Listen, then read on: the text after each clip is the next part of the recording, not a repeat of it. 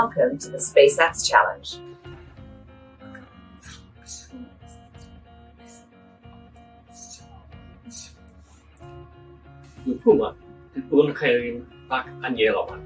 Benvenuti International Space App. International Space Apps Matamaru बहुत-बहुत स्वागत. بمسابقه بین‌المللی Space Apps خوش آمدید. 스페이스 앱에 오신 것을 환영합니다. Welcome Day International Space Apps Challenge. Добро пожаловать в международные космические приложения. Space Apps के स्वागत है. International Space Apps Challenge में आपका स्वागत है. Καλωσορίσατε στο Διεθνή Διαγωνισμό Εφαρμογών του Διαστήματος. Прошу, апияков. Ласково просим до международных космических программ. 欢迎参加国际太空应用程式竞赛。 Bienvenue aux applications de l'espace. Волепатаро Space Apps.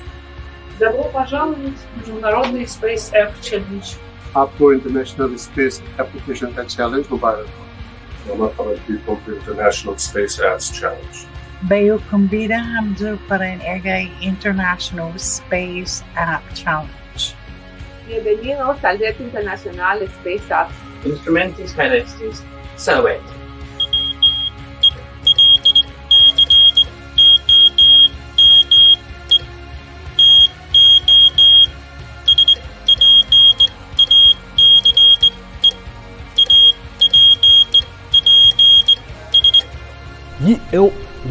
Apps. أهلا وسهلا في International Space Apps Challenge. Herzlich willkommen zu den internationalen Space Apps Wettbewerb. Selamat datang ke cabaran antarabangsa Space Apps. Welcome to Apps. International Space Apps Challenge. Yokoso. We want nog willkommen heten to Space Apps Challenge. To learn more, go to spaceappschallenge.org and join the conversation at #SpaceApps.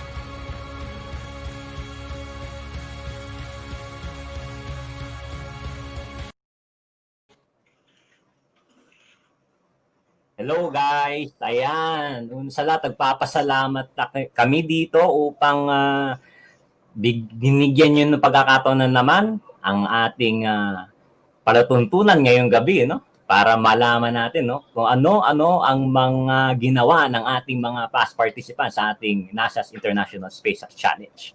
Ayan. Kasama natin ngayon para mag-co-host ang isang tech community leader from Baguio. Please welcome Jason Bruno. Hi Jason, kamusta? Okay lang. Ayan. Talagang tuwan-tuwa kami dito. Ganagagala kami dito, Jason, at pinunlakan mo aming imbitasyon para mag-co-host nitong ating Space Apps Challenge. No?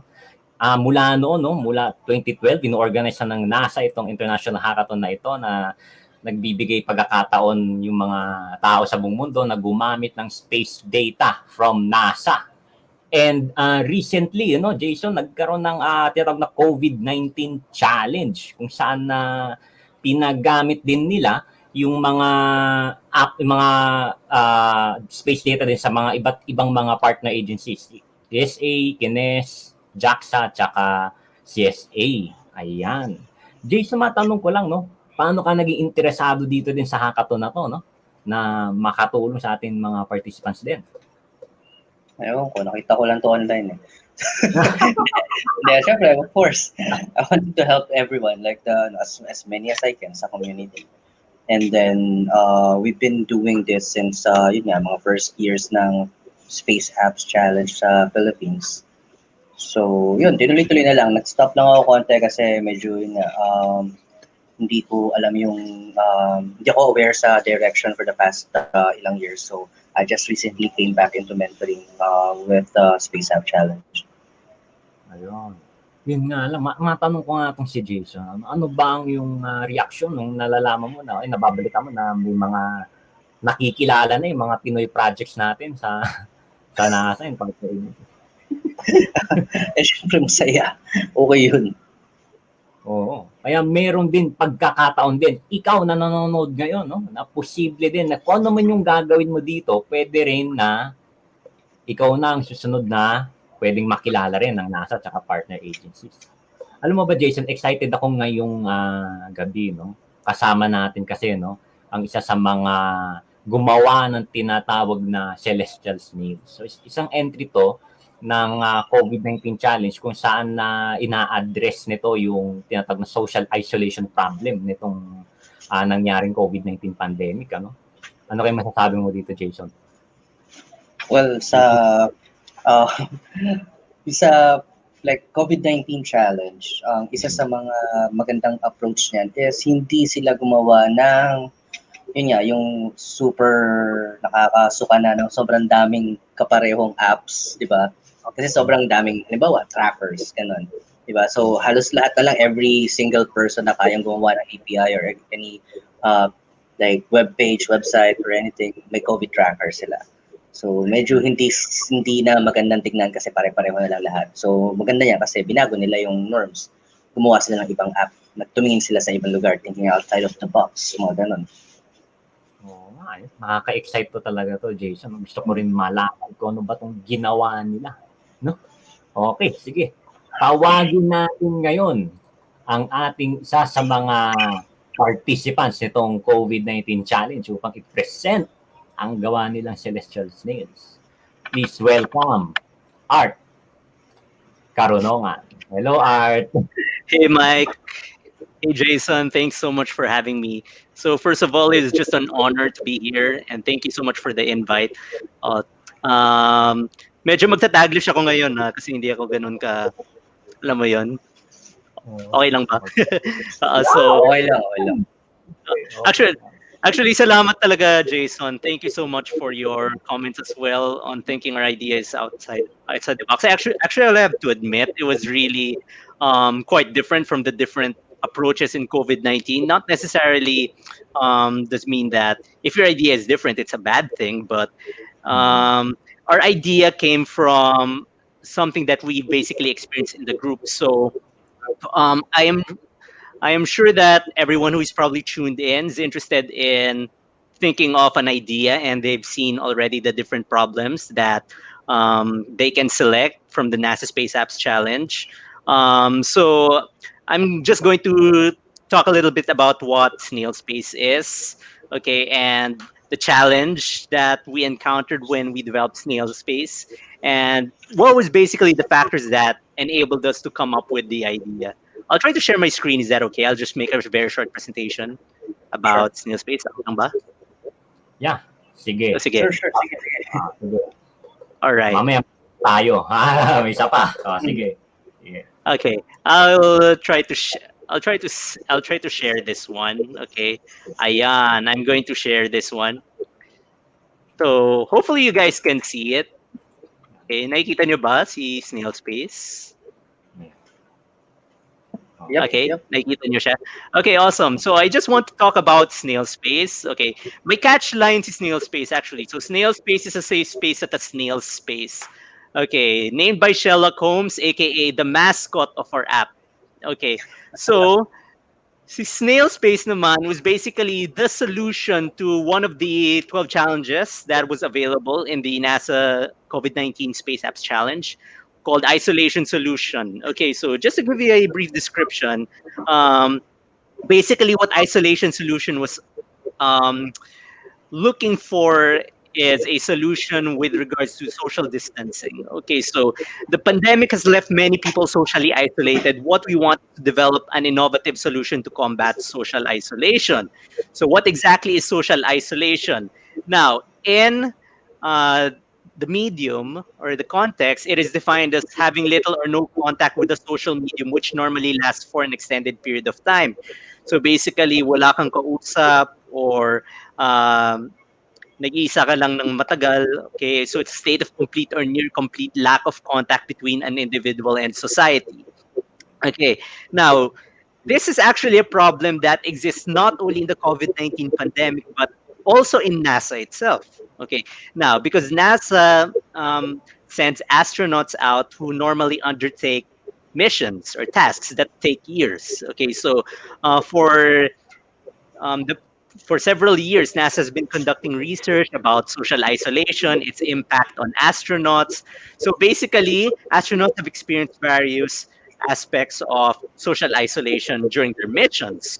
Okay, now dito naman sa COVID-19 pandemic, I'm sure you've all felt the challenges of social isolation one way or another, or not all, but maybe most. So the loss of boundaries in distinguishing a workplace from a place to relax and unwind after a long day. So with the work from home, online learning, so there's been negative impact to both the physical and the mental well-beings of individuals due to uncertainties. Okay, so the loss of the sense of connectivity brought upon by social isolation. So the thing about social isolation is it has existed in astronauts for a long time, and there are some risks that are involved, such as decline in the mood, the cognition, the moral or interpersonal interaction, which is something that is very critical considering astronauts normally undertake missions that require coordination, focus, and a decrease in cognitive functions due to social isolation brought upon by missions can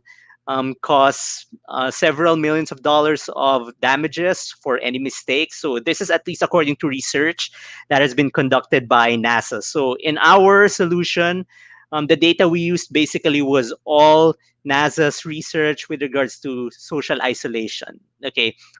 Now, for those non-astronauts, aka yung mga na-stuck sa COVID-19, okay, so social isolation may actually cause certain physical symptoms. This is basically the main damage that social isolation can cause. So, got headaches, anxiety-induced nausea, digestive problems, which are normally an effect of the mental health effects caused by social isolation, such as psychosomatic symptoms, decrease in cognitive abilities, decline in productivity, which can impact the work of individuals and therefore the productivity of certain businesses. And at worst, it can cause things like schizophrenia, hallucinations, suicidal thoughts, and mental health emergencies in the form of anxiety attacks, panic attacks, and the likes. So basically, our problem was social isolation. So for our solution, we wanted to apply findings from research conducted by NASA and health organizations regarding social isolation. So the findings involved proper mental health care, proper mental stimulus, and providing proper social interaction when possible. Now, this is only when it's possible. So likewise, the modules should contain action against mental health emergencies. That is the most dangerous thing that can be the cause of social isolation. So likewise, the solution should be lightweight, so meaning it can be easy to use by astronauts and the general public while being portable. So the solution we came up with is something not just limited to at least the COVID-19 pandemic, but it can be flexible for post-pandemic use and maybe also for astronauts for them to use on outer space. So that is how we managed to come up with the solution, which is snail space. So we have our catch lines, which we mentioned a while ago, and another catch line: slow down, breathe, and bring your space with you like a snail. So be it on Earth or in outer space. So Sherlock Holmes is the name of our app's mascot, aka our app's icon. He's a snail driving a flying saucer. Okay, so he was actually conceptualized by the team and created by one of our team's members. Okay, so it's a wordplay for snail space. So the world is pretty fast paced right now, and then the pandemic suddenly forced all of us to sort of slow down and take things simple. Okay, so it encourages users to slow down in the midst of a fast pace, okay, and be at their comfort, so at a snail's pace. So just like snails that bring their safe spaces with them, so the app, okay, obviously since it is a lightweight, it is in our phones, in our tablets, it can act as a safe space that users can bring with them. So this is basically some creativity with regards to how you can market or how you can design your app. But the most important thing is, in the midst of all that, we made sure that the solutions that we wanted to approach or we wanted to use to address the issue is there. So social connectivity for emergencies, creativity and productivity, so mental well-being, care, assurance against COVID-19. So the likes of at least allowing the user a safe space, but in times of mental health emergencies or emergencies, depending on the user's GPS, we want as much as possible for a solution that will allow users to get help with minimal effort on their part. Normally, because if an individual is panicking, there's an emergency, they might not have time to at least memorize the emergency hotline. So using this feature, the user is basically directed to an emergency hotline based on their location. Okay, and likewise for mental stimulus to keep users mentally stimulated during the pandemic or for social isolation, they can create their own journal or a coloring book. And likewise, they can also color their photo so that they can reminisce, look for a favorite photo of theirs, and then turn it into black and white and use that as a photo for their coloring book. So we use the Modern Family photo for testing. Okay, and for mental safety, for meditation, this is already a given. Okay, so users may also black out the screen, and the music that was selected for meditation made use of binaural beats as much as possible, or music that has been used for sleep treatment, for relaxation treatment, so on and so forth. And a space for mental aid, which is the panic attack exercises. So in case panic attacks arise, okay, or severe anxiety attacks, modules can exist that can allow users to at least grab their bearings, from breathing exercises to mindfulness modules. Okay, and as much as possible, a module that can enable users for assurance about COVID-19. So what brings anxiety is normally information that is lacking about COVID-19. So how likely am I going to get sick? Will I catch COVID-19? So as long as there's information about COVID-19, such as how you can stay safe, okay, assurance that will make sure that a user's uncertainties are answered. So there is also that assuring factor about the app. Okay. So there are other future directions for this app, such as being able to have a chat bot with sentiment analysis, natural language processing. Also for some improvements on the app, such as the improvements on the algorithms and more recreational modules. And for the mental well-being and the assurance being a general module for a specific topic at the user's own choosing, and news modules for the physical well-being and data security for the user. But the main point is basically we wanted to look for a solution for a problem that we in the group were experiencing ourselves. Okay, and that is how we came up with Snail Space. It is not yet available in the Google Play and in the App Store, but a prototype submitted during the hackathon can be downloaded in the URL there. So it's iOS is not yet supported. Okay, and this is basically us in the Celestial Snails. So we are all alumni from De La Salle University. We have varying majors from computer science, ECE, and information systems. Okay, and obviously, at the end, we managed to make a mascot which embodied our solution, which is Sherlock Holmes, a traveling snail locked in his shell, aka his own home, due to COVID-19. Okay, so basically, that is our solution for the NASA Space Apps COVID-19 challenge. Okay, so for our solution, again, we wanted to look for a problem that at least we were able to relate with. In this case, the concept of social isolation. Okay, and then we looked for information on research that has been done with regards to that problem. Okay, and in the span of 48 hours, we managed to come up with Snail Space. Okay, so the link is there in the chat. Okay. Ayan, napaka-exciting ng gawa ng ating mga Pinoy participants. Okay, meron pa isa pang gusto kong ipakilala sa iyo, Jason, din, no? Isa sa mga ating mga nakilahok din last year, no, sa Space Apps 2019, ano? Bali gumawa sila ng ng isang dashboard kung saan kayang mag-predict ng potential dengue hotspots using satellite and climate data, Jason, no? So again, please welcome the founder and CTO of Zerolytics, Doc Ligot. Hi, Doc. Hi, Doc. Ayun. Okay, good afternoon. Nakamute kayo, Doc. Oo nga pala. Good evening sa lahat. Good evening po, Doc. Hi, Jason, Mike, Art. Hi again. Yeah, nice to see everyone. Nice to see you again po. Ano kaya ang gusto ko lang tanungin sa inyo guys na maraming mga ideas pala na pwedeng ma-throw dito during the hackathon, di ba? Maraming ibang ideas, maraming iba't ibang mga anggulo na pwedeng gawin, di ba?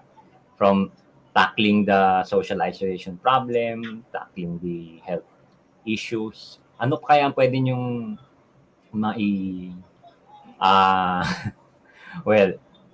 masabi ngayon sa ating mga participants para simulan muna natin doon sa yung COVID-19 challenge. If I remember it right, meron yata tayong more than 10 na topics na challenges.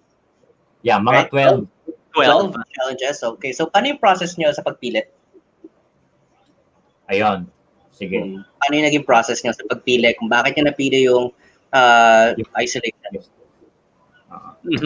Okay, so as I mentioned, to be honest with you, as a group, medyo nagtalunan muna kami on which particular category gusto namin eh. But then we decided to just zero in on one particular one, which is something we all felt. Okay, so the thing about social isolation, everyone in the group, lahat kami nakarelate.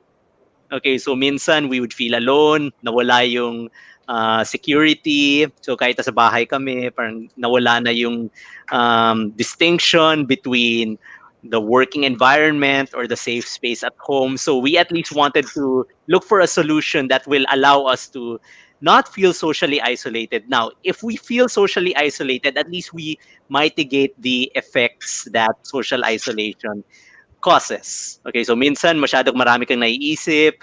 As a result, you start to feel sick. Medyo nawawalan ka ng ganang kumain.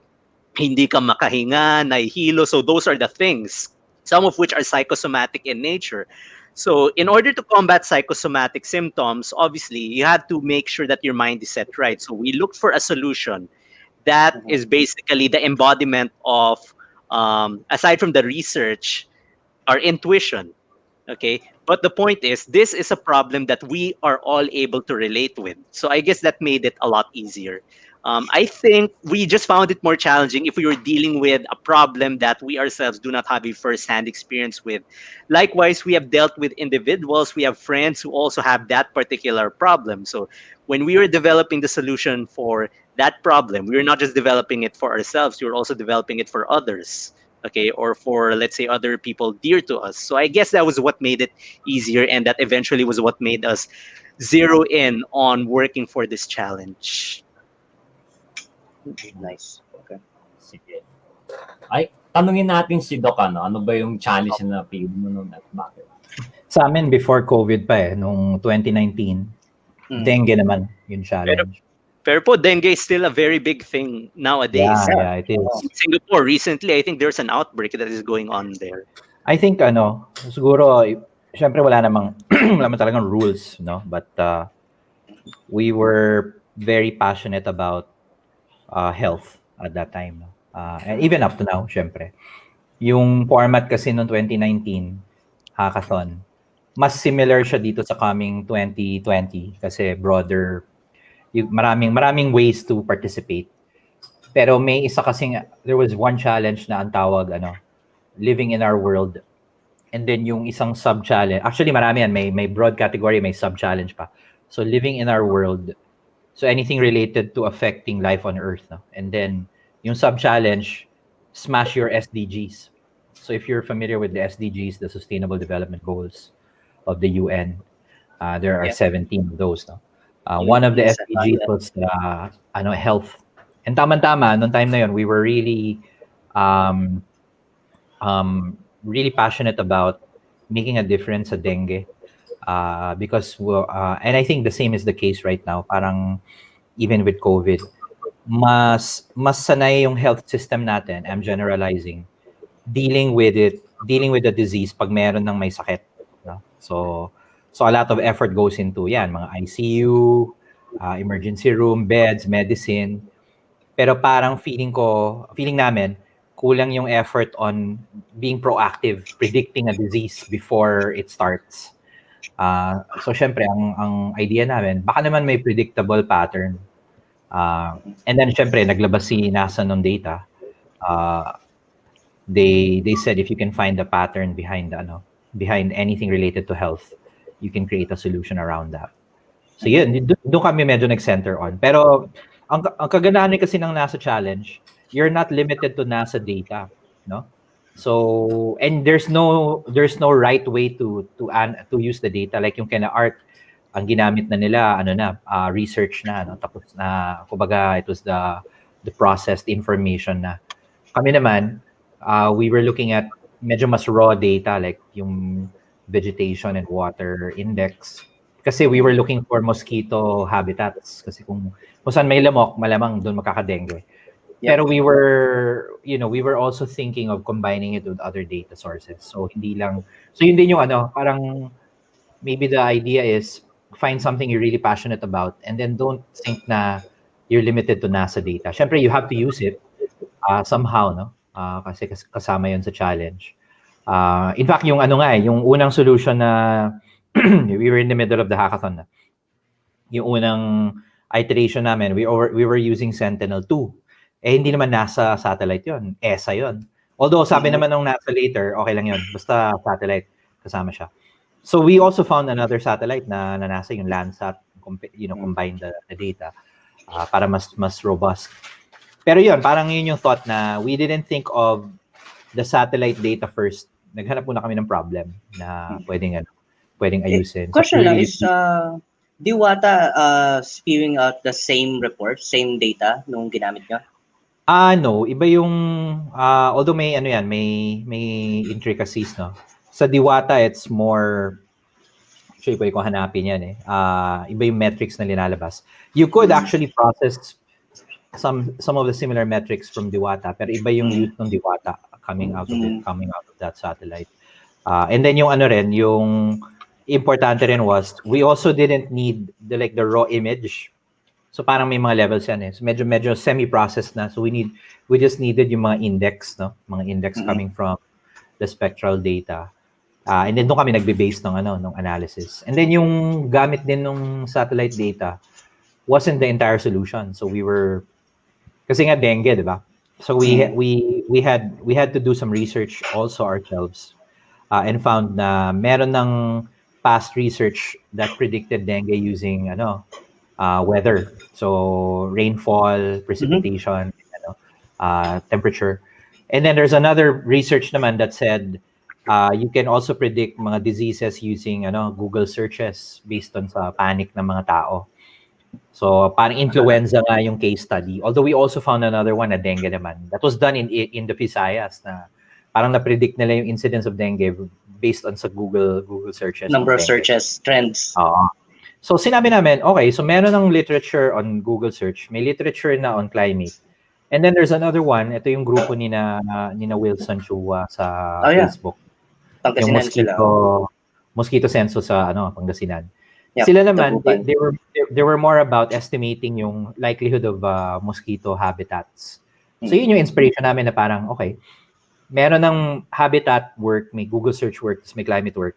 Why don't we put it all together in one solution?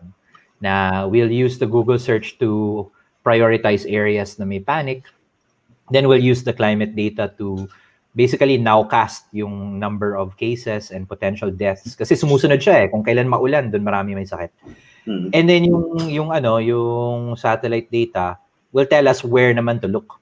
And then yun na yung parang all-in-one app mo. You give that to the government na, in your area, marami nagsasearch ng dengue and mukhang ninanowcast natin, it's gonna grow. So you already have an early warning device.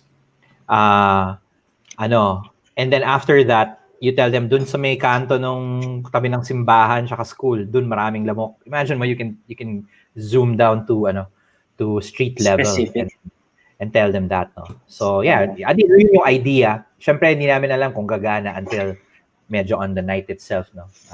Medyo nabuo siya mga mga 3 in the morning nung linggo na. I remember sa Lasal nun. Yeah, it was interesting. No? Nung nakita ko na may itsura na, tulog na ako. Sabi ko, okay na to. Then, grab some, kasi you have to rehearse for your pitch, no? Yung batch ni na Art, diretso ng pitch sa global judges. Kami may local pa eh.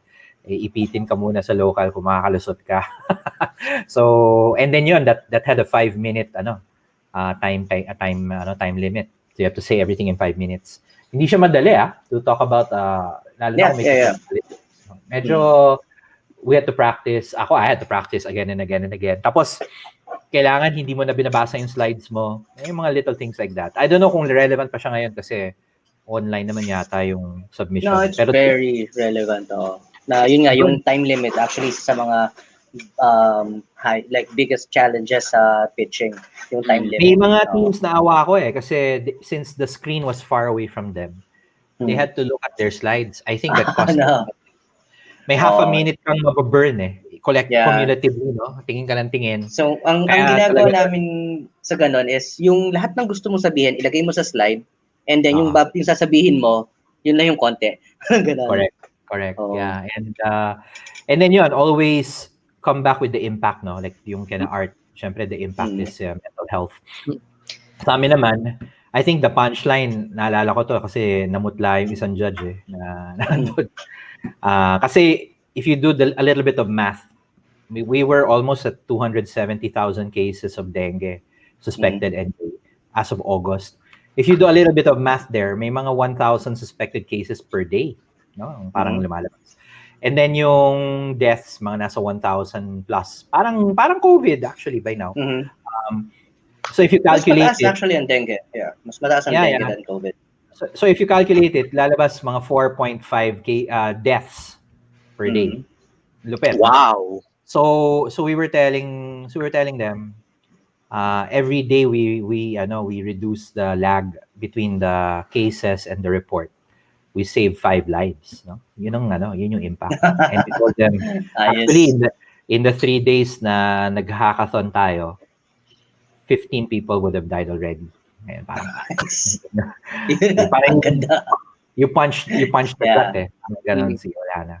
Although yun nga, in a way it's a bit theatrical, but that's part of even if you're in business or I mean even if it's not proven yet pero data wise, you could tell people na tama naman yung argument mo. So ayos lang. Yeah. So yun parang nagkataon pa kung sinadya to ni na Mike nun. Kami yung huling nag-present.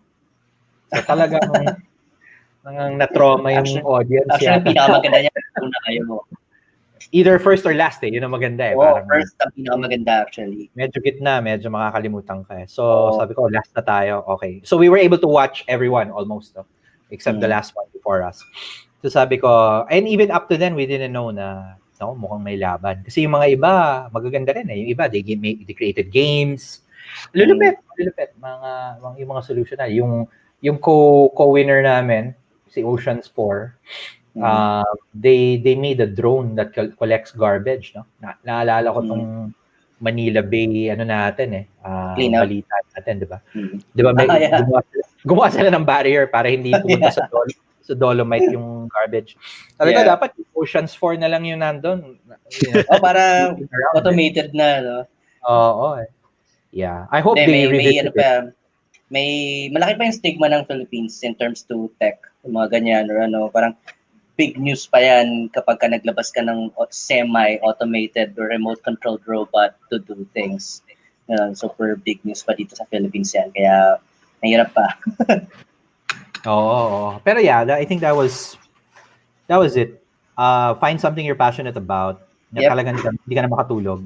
Second, do a little bit of legwork beforehand. Syempre, most of the work you'll probably do on the day itself kasi you can never be really ready. Pero maganda na medyo basa-basa na rin. And then, think about yung impact, yung kwento. Talagang yun yung major difference. In fact, yung COVID-19, if I'm not mistaken, you're not even required to make a video. Pwedeng slide presentation lang, pwedeng 30-second video. Kasi I think they wanted to remove yung bias ng judges. No? Minsan kasi pag video... Maganda yung video. Pwede mong i-production. Maganda. So, I think yung Gideon, slides lang sila. So, minute slides. Then, then they got through. No? So again, even if it's just a PowerPoint, yung kwento yung importante.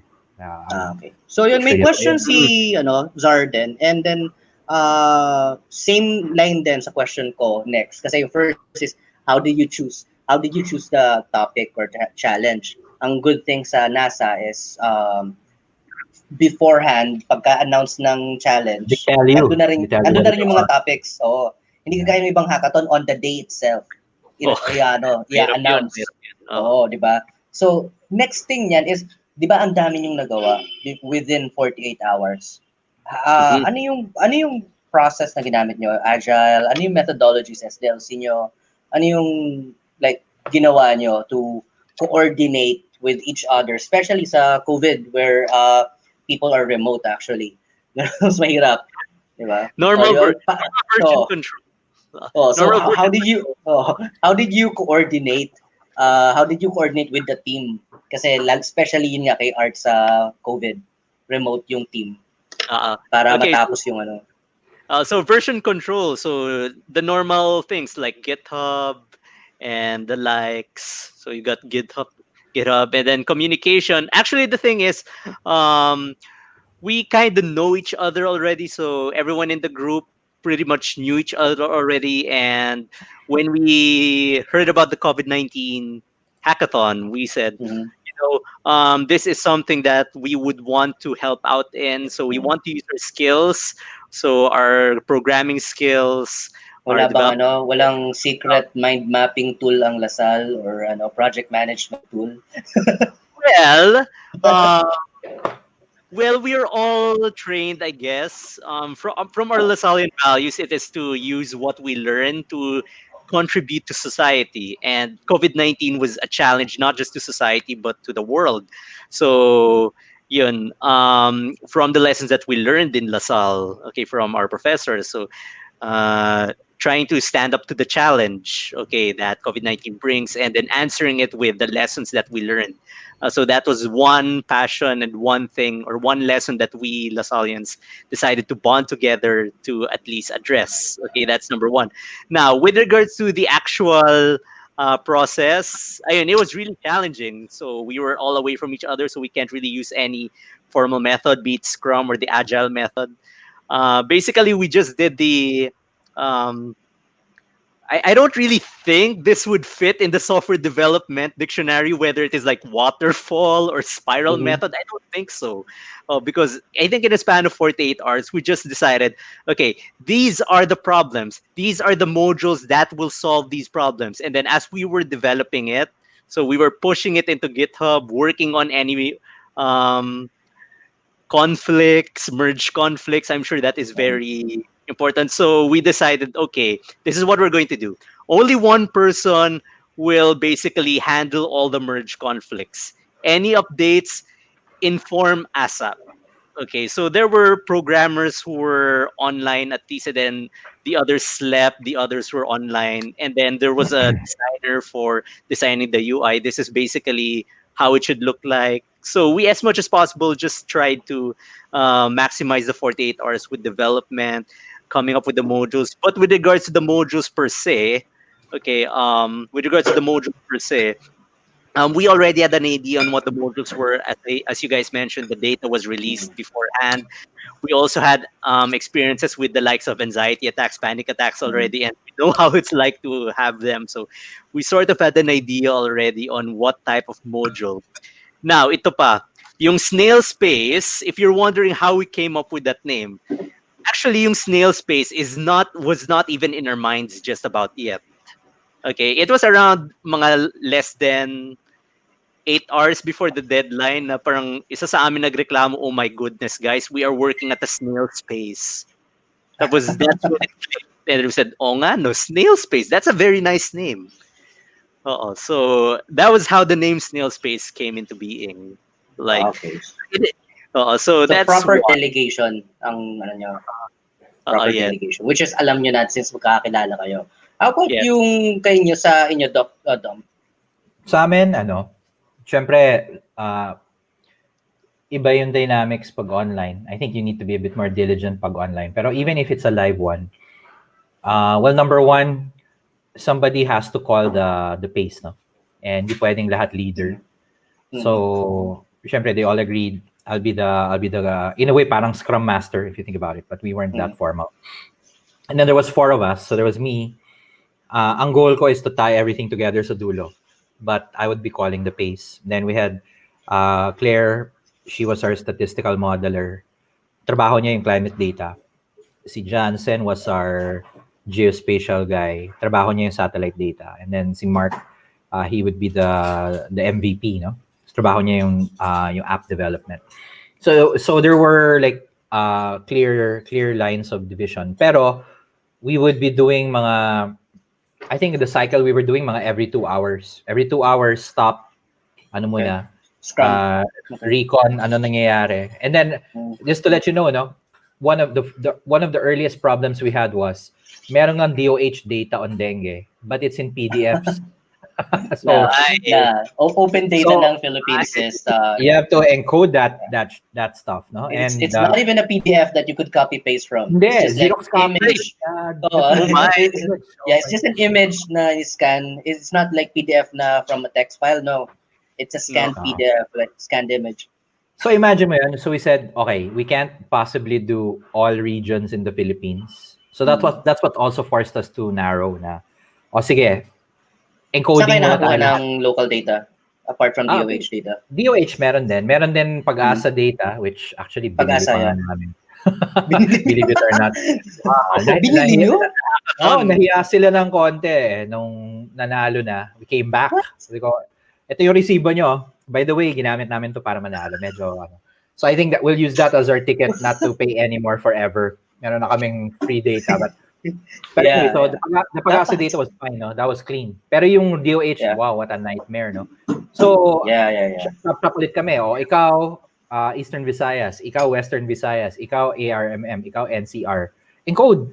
Tapos, Google Sheets, syempre, para kung medyo mabagal mag-encode yung isa, we'll take it. We did that for 2 hours.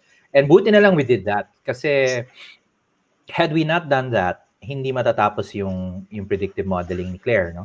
And she was she was pregnant pa at that time, no? Imagine mo yun. So, but that was the crucial part. If we didn't know which areas were predictive, hindi na namin matatapos, no? Or bobo. Buti nakita niyo yung pattern agad. So talagang yon. So yun yung point ko na even if kanya-kanya ng specialization, you have to Anong be brave. tools ang ginamit for parsing? Claire was on Python most of the time. Nag-code pa siya? Oh, yeah. She was really running models, no? And then si Jansen was on QGIS. Syempre, yun yung kanyang tool of the trade. Kami ni Mark, we were like playing around with some web dev frameworks.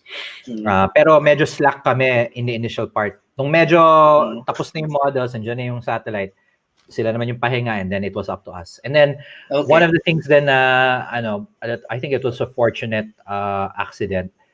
Yung skeleton ng presentation, actually, ginawa na namin in the first day. So we kind of, in theory, knew what the story was. Tama yun. And then, ilalaglag mo na lang yung mga laman, no? Na hopefully mag-agree, pero madali naman i-tweak.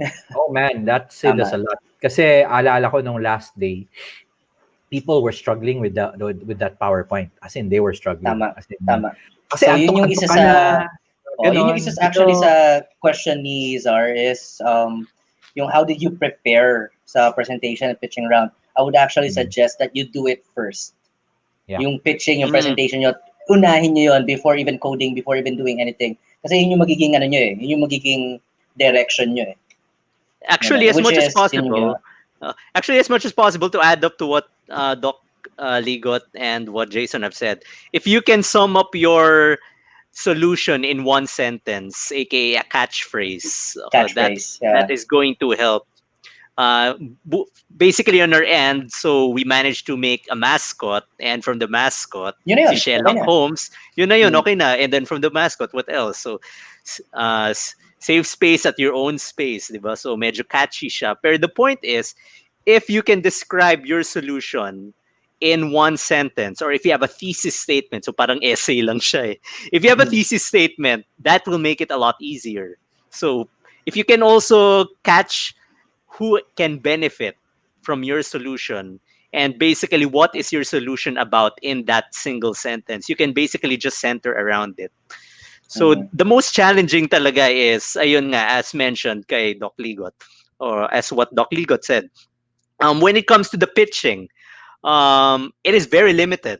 We had an app, and then we only have, let's say, you have only 30 seconds to display or basically say what your app can do.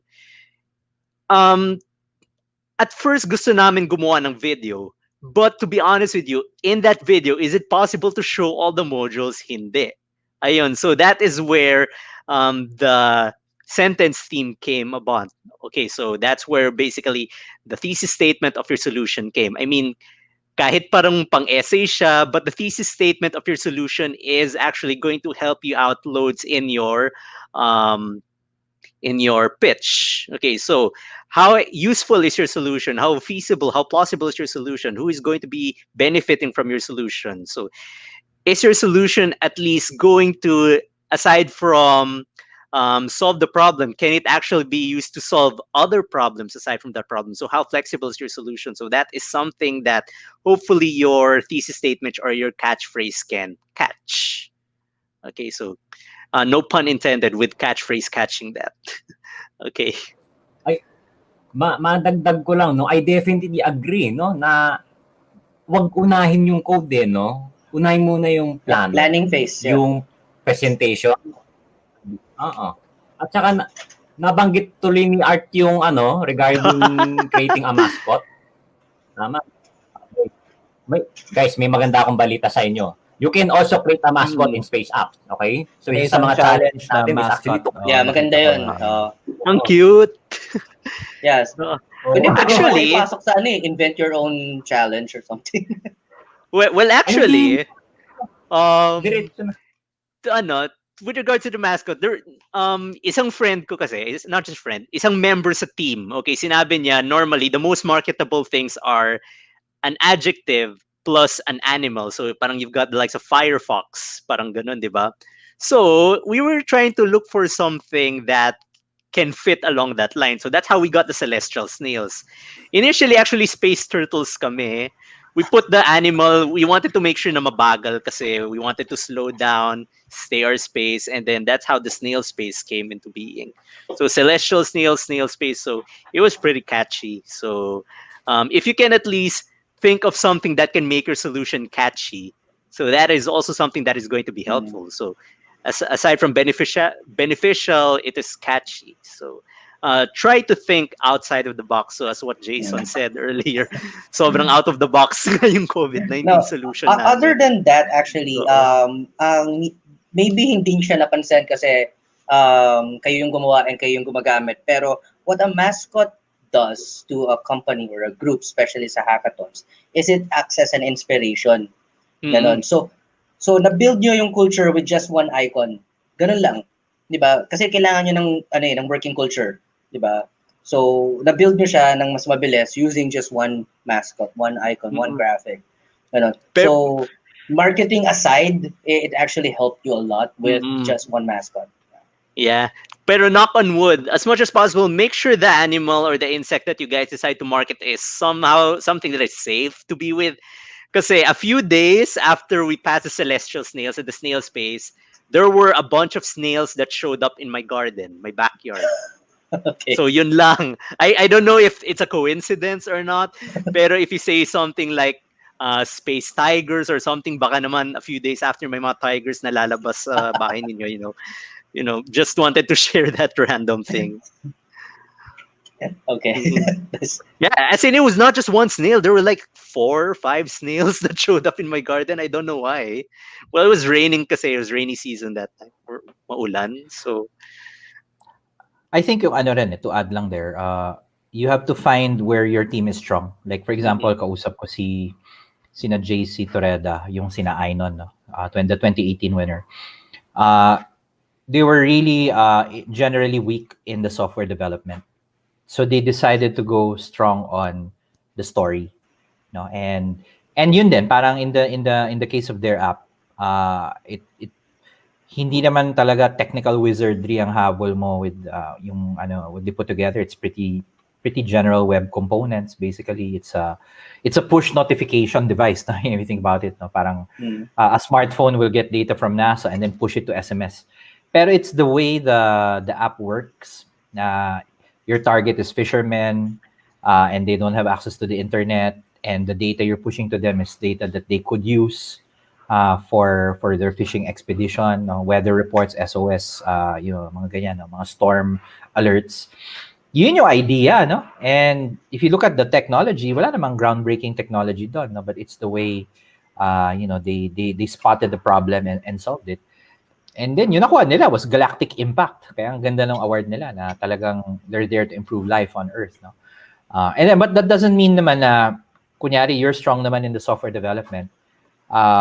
You guys have no place, no, in the apps. By all means, no, go crazy on the app. Pero don't forget na may kwento pa rin dapat. Naalala ko nga nung during our competition, merong team sa harap namin. I keep talking about them. I forgot nga to get their names. And so we were seated at the very back of the auditorium, and then dito sila sa second to the last row. And then I think there were supposed to be 3 of them, pero number 1, initsyapuera sila nung third member, or hindi yata nakapunta. And that third member was the idea person. The other 2 were developers. So they were really struggling the whole night, as in playing around with mga mobile app, whatever components.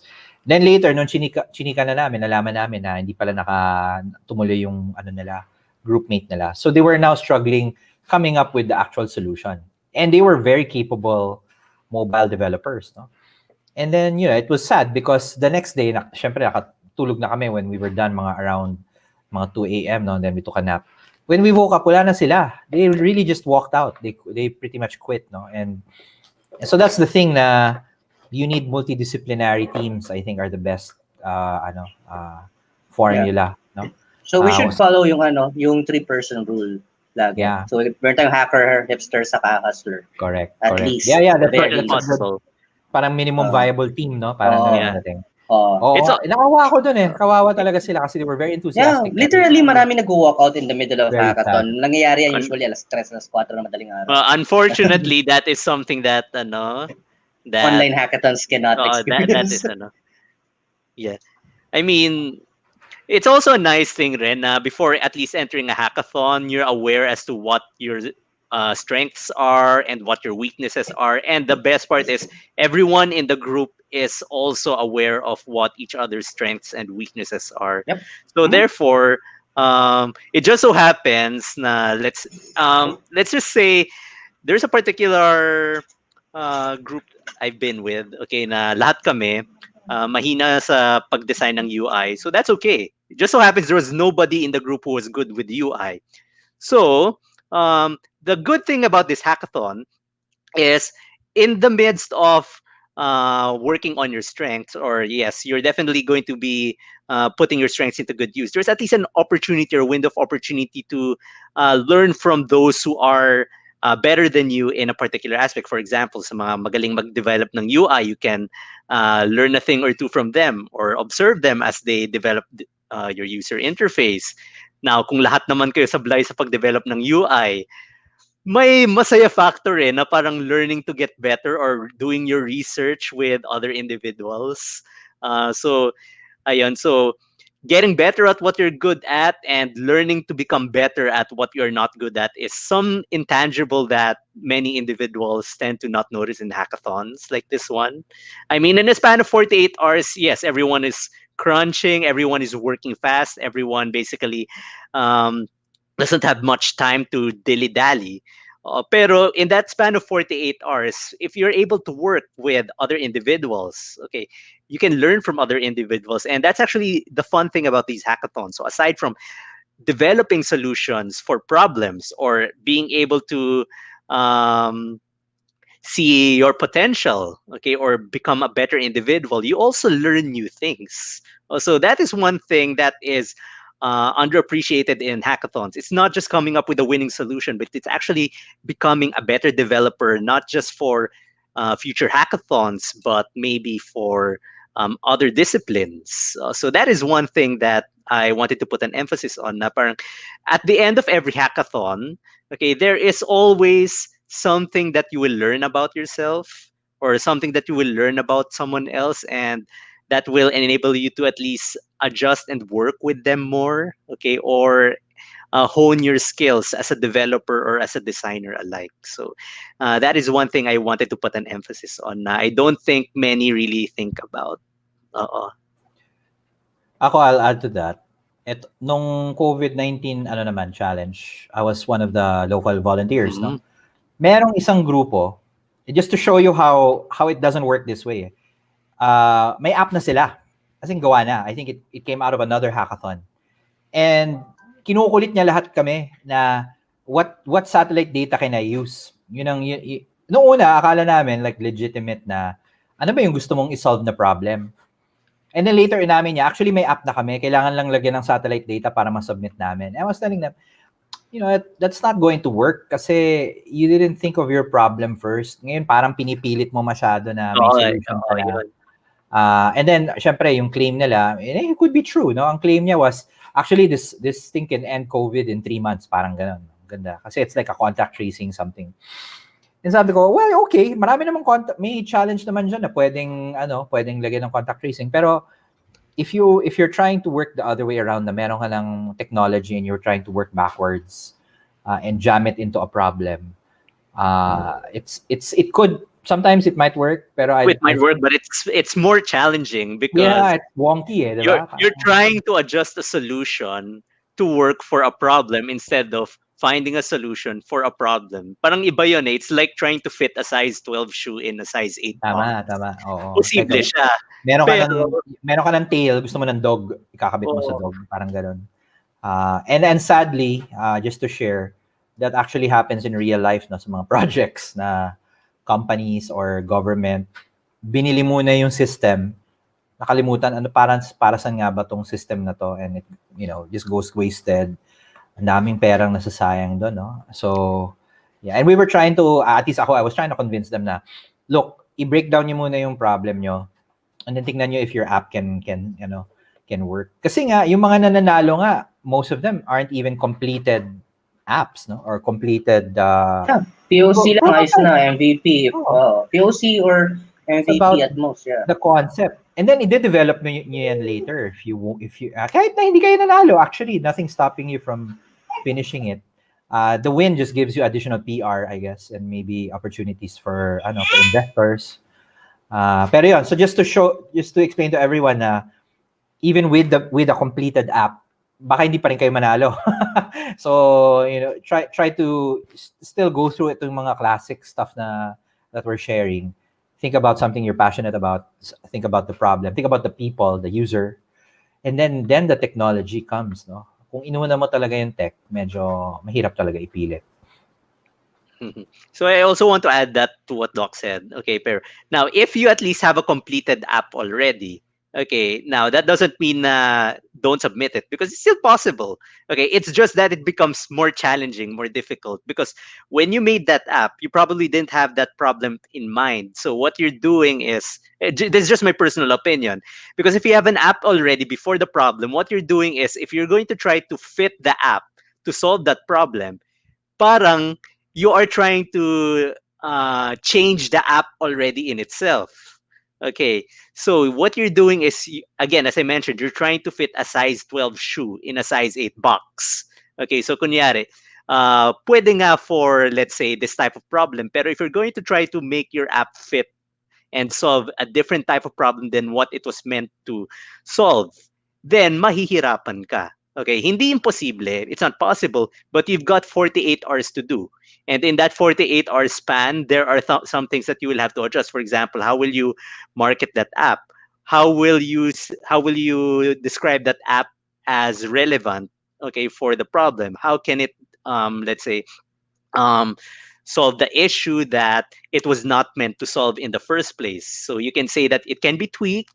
Okay, that is fine. But are there going to be other modules that can probably hamper the ability of that app to cater towards that? Baka what will happen is that app will end up being, let's say, a jack of all trades, master of none type solution. Parang ganyan. I think solve all app, which most judges hate. Kasi it's like an all-in-one app all-in-one. na And ginagamit I think over that's and also over the again. reason why Parang ganun. si Impact Hackathon, may coding freeze talaga. They don't, at saka idea freeze, no? They don't share the idea or the problem until the day itself. To avoid yung mga nagre-recycle. Marami naman talaga yun. Gawain naman talaga na marami yun na nagre-recycle ng solution. But yeah, the odds of success, I would say, are maybe less than 50-50. Yep. Mm-hmm. And then pag nahuli pa, mukha ka pang ewan, no? Pag, yun, isa pa yun. Diba? Pero ito yun ethical issue rin yun. Sa amin kasi, even like 12, 10, 11 years ago, sa Dev Cups pa lang, mga ganun, hackathons is just for the experience. It's a networking event. Okay, so don't think about like winning so much. Hindi to competitive event. Of course, there's the competition para lang may ginagawa tayo ng sabay-sabay. Pero in reality, it's a networking event. Ganon. So think of it as that, and it would be like way easier for you. Talk about networking. Si Harley Kisagan, I think that was the most extreme, no? He walked into the hackathon on his own. And then People do that. Assembled a team on during the event. May isang ang naligaw na I think Malaysia or Indonesia. Indonesia. Actually may mga nagba-barter pa ng services within a hackathon. Like hindi ko kaya gumawa ng graphics. Then wala nang ginagawa yung sa kabilang team. Palit tayo, parang who needs a UX person? Yeah. Wow. Ginagawa yun within the hackathon kasi like yun nga pagdating mo ng mga alas 2, alas 3, doon na yung pinaka-peak ng ang dami mo na nainom na energy drink, ang dami mo na nainom na kape, hindi mo na alam yung gagawin mo, you have to take a break. So sometimes helping other teams would give you that break. Ganon. Yeah. Who knows, you might also meet new people, di ba? Yeah. Which happens. You can go to the global channel. You don't have to which happens. That's a networking event. Yeah. Yeah, and then yun nga, hindi nangyayari kasi online or yeah, you could probably do that. You also have to keep watch of your teammates' health, mental health or whatever, like stress levels nila. You have to keep watching yung schedule yung sleeping schedule, mga ganon. You have to keep watch of that as a team lead. Yung if you're setting the pace ng development process lahat, you also should keep in mind na these guys should take breaks. Mga ganon. You also should watch their energy drink intake rin kasi too much energy drinks is very bad. Yeah. We experience like hackathons, like after a hackathon, like isang linggo kang tulog. Kasi nag-rebound yung katawan mo. Siningil ka nung energy drink mo, 1 week kang tulog. Wala. Yeah. So I think that is also something that you have to pay attention to. This is actually overlooked a lot, but your physical health during the hackathon in itself. Okay, so if you're prone to dizziness, okay, kung may hypoglycemia ka, or if you have any conditions where you're not allowed to miss meals, okay, do not ignore the physical symptoms that your body is telling you. That's why hackathons should have a buffet na available sa location. Which is ginagawa namin dati. Yun. Hindi naman nagkulang yung yung at least yung sa amin, no? Sina Mike, sina hindi naman wala naman nahihiya kumuha ng food. Free flowing yung pagkain. Yun. So di ba yung alam mo yung mga water closet, yung talks doon, lahat marami tayong pwedeng gawin eh. Kailangan may iba kang activity within the hackathon. If yun lang ang ginagawa nyo, ano nga ba yun? Oras na yun? Kasi diba tulog kami mga 2. We were up mga 6. More or less tapos na kami, but we just still had to rehearse the presentation. Sabi ko, guys, muna tayo? Downtime, do whatever you want. We were playing muna, network games and all that. Yeah. And then nung medyo papalapit na yung presentation, okay, now we need to start rehearsing. Para your brain can decompress. Hindi talaga kakayanin. Yeah, that's actually the best thing na ginawa nyo. Most teams na mga nananalo, they're not the teams na yung nagka-cram up to the last minute. Mga ganon. Most teams na nananalo is yung teams na nakapag-relax ng buong gabi. Tsaka there's I saw this happen in some of the teams nung COVID-19 na gawa na. Tapos magti-tweak pa. Alam mo yun, yung parang you're near already like 2 or 3 hours remaining. Parang sa exam, you're always redoing your answers tas na mali mo pa yung tamang sagot mo. Parang ganun yung nangyari. So, there's a point where you really have to call parang a finish line na okay guys, if it's not related to the presentation or the story, tama na, stop tweaking with the app na. It is what it is. Relax na kayo. Kung hindi nyo nagawa yan in 36 hours, you're not gonna do it in the next 2 or 3 hours. It's not gonna happen. Not gonna happen. So we have another question. What do you think is your secret sauce sa team nyo? Why did you win? Why do you think? Personally, why did you win? Why do you think you won your places? What do you think? What made you different? What's your secret sauce that you could share with other people? Sa amin siguro, I think, although I can't remember anymore everyone else's presentation, but I think yun nga, you saw the moment na namutla yung judge because you related it to human lives, no? And that was intentional on our part. Talagang gusto talaga namin ng shock value na, oh guys, people are dying. So why are we even wasting time doing a hackathon? Parang ganun yung dating na dapat na gusto mo iparating. But I don't know if that's the only thing that made it win. Kasi, maybe we keep getting reminded about this. When you design a solution, design it for a user. So when we made it very clear na although publicly available siya, the user would be health practitioners, no? Mga public health tsaka local government. So yung needs nila talaga yung in mind. Maybe the problem minsan is you design a solution for everyone, no? Or anyone. So may persona kayo in UX perspective. Correct. Yeah, we were explicit na sinabi namin in one of the slides. That's nice, yeah. The portal is publicly available, but it is meant to be used by blah blah blah blah. That is exactly yun and the impact, no. I think that was that might have been the key.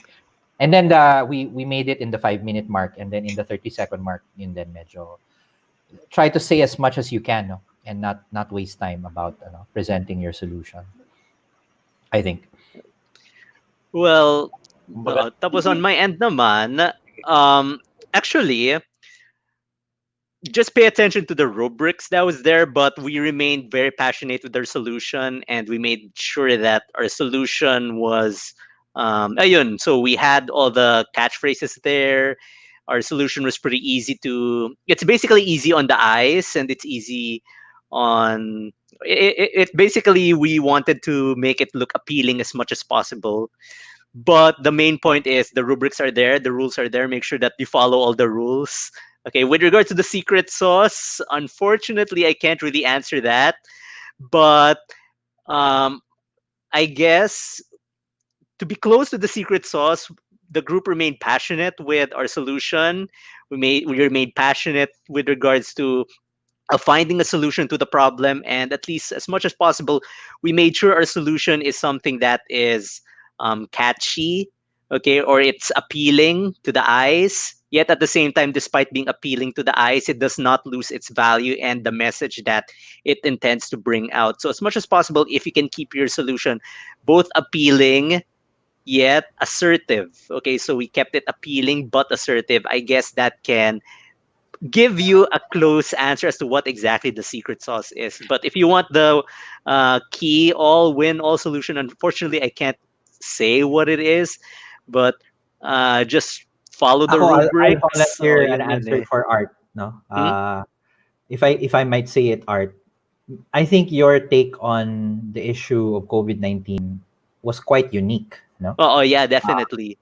Kasi you would expect everyone to be hunting for predicting cases, contact tracing, which is still okay, no? That's legitimate. Definitely. Pero, when you talked about isolation, it's hindi na yung COVID itself, no? It's yung externalities, the quarantine. The quarantine, the individuals. Your concept is stuck out Yeah. really like Yeah, so different thing. attractive So, and assertive. yun yung nakita ko yung first comment ko doon sa app nyo is it's way outside of what everyone else is doing. So in technical terms, what we call that is disruptive. So if you're disruptive enough, if you're assertive if you're like confident to be that disruptive, actually yun yung parang may guts to with this Yeah. kinds of challenges. And not to sound like a Debbie Downer, but we wanted a solution that will give those individuals who have no power over COVID-19's effect hope that they at least still have control, despite it not being with COVID-19 directly, but they have control over the circumstances that COVID-19 can be bringing. So that was the approach that we wanted to come up with for when we were doing Snail Space. So obviously, while we were giving the frontliners all the support that we can give with regards to COVID-19, there are still circumstances that are out of the controls of the general population, which is being able to control their mental well-being or mental state during social isolation or during quarantine caused by not just COVID-19 but maybe future pandemics. So we looked for that solution, something that we can relate to, and how can we actually give or take some of that control that was taken away from us at least back for the time being. So I guess it was really it was out of the box, definitely, but we tried to make that out of the box solution as appealing as possible. So there's that. Okay, so to add on to what Doc Ligot and what Jason said there, if you can at least think outside of the box, yet keep that solution within the context of the problem while being assertive about it. So there's that. Okay. Talagang magandang marami tayong natututunan ngayon, no? Talagang ako sa inyo, guys. Notes nga ako eh. Oo. Ako sa inyo, guys, kunin nyo na itong mga challenge na to from the NASA, no? Baka mamaya yung inyong idea ngayon pwede pang manalo. Okay, sila naman yung magsasalita eventually. Oo, kayo naman yung magsalita, ha? Oh. I think we've got good momentum, sabihin ko lang, no? Kasi syempre when we signed up, we'd heard about Ainon. Pero parang ang dating super suntok sa buwan for a second team to win. Honestly, no? In fact, it was enough for us to have made it to local finalist. Pero nung nag-global finalist, sabi ko, wow, baka may pag-asa, no? And finally, when the announcement came out. And then, about a month after, kasi we were announced in Feb this year, in preparation naman for the May, yung COVID-19, nagganito rin kami ni na Mike, no? We had a short, parang online kapihan din about this. And then when finally the results of the COVID-19 hackathon came out, suddenly 3 yung finalists. Yan, sina Art, sina Harley, Gideon. So I think the more we talk about it, the more people get encouraged. The momentum is quite good. There will be another Philippine team or several who will make it in the next round. No? And imagine nyo yun, no? The super passionate na mga Pinoy lumalabas na mga... I don't think there's any other country, well, apart from the US siguro, na may mga repeat winners in a row. I think malaking bagay yun, no? Na we're showing them that Filipino talent can come out and prove. Hindi naman tayo nagpapalipad ng rockets, no? But somehow we're participating in the space industry. Siyempre, we make satellites like sina Diwata and sina Ashley. But imagine nyo, pati yung the downstream data that comes from those satellites can be used pala by people in the Philippines. I think malaking message na we can show that we can participate in the space industry. Even if we're not actually is hosting hackathons. So they already had like a few before in terms of parsing data from Diwata. So meron tayong mga ganon. Kasi so far, since wala pa yung PSA, yung Philippine Space Agency, hindi pa siya fully built, DOST is handling all this, pati na sa Diwata. Actually, I don't know nga. Mike, tinatali mo ba yung mga nagpa-finalist ever since time immemorial? Kasi I'm sure there were good ideas in the past na hindi lang nasundan. That should be a community thing, no? Na even if you didn't win, or even if you made it to finalist lang, or even if hindi nga nag-finalist, any idea that was submitted, dapat meron tayong parang archive niya. One of the major problems ng isang hackathon is most ng apps, even if they won not or whatever, hindi na tinutuloy yun eh. Parang gano'n na lang yun. Okay na. Yeah, it's a shame, I think. It's very common. It's very common. Like yung Kaya art, I think you guys should continue that, no? We're definitely continuing it. Don't worry. Yung sa Impact nag-offer sila ng incubation, dapat may ganun tayo. So, okay, Mike, yun yata yung next mo na po pwedeng gawin sa Space Apps is to incubate all these past former winners na nakita mo from the Philippines. Kasi we had... Can we talk about incubation? Space Apps incubation. Hindi naman Space Apps specifically, pero okay. This is from my experience. I think don't be in a hurry to get incubated so soon. Yun ang advice ko sa mga tao. Na lalo na if you get katulad ni na Art, ni na Harley, you get some recognition. People will approach, no? And syempre I yung mga do suggest that you finish your app. Yeah, medyo malaki yung leverage mo pag gawa na eh. And nagawa nyo on your own.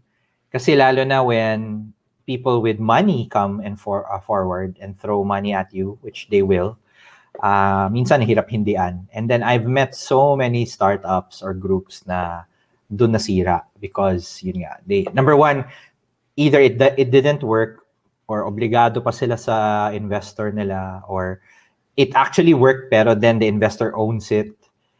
I mean, if you're not medyo aware of how these things work, mga contracts, I would suggest muna find a lawyer. I'm actually a very avid promoter of bootstrapping your own startup as much as you can. Kasi hindi totoo yung sinasabi nila na you own your business, wala kang boss, wala kang ano. Once you get investors in, it's not gonna happen. Yeah, and then you'll be slaving for this, guys. Yeah, so that's reality lang. No disrespect to any incubators. Syempre, it's a business.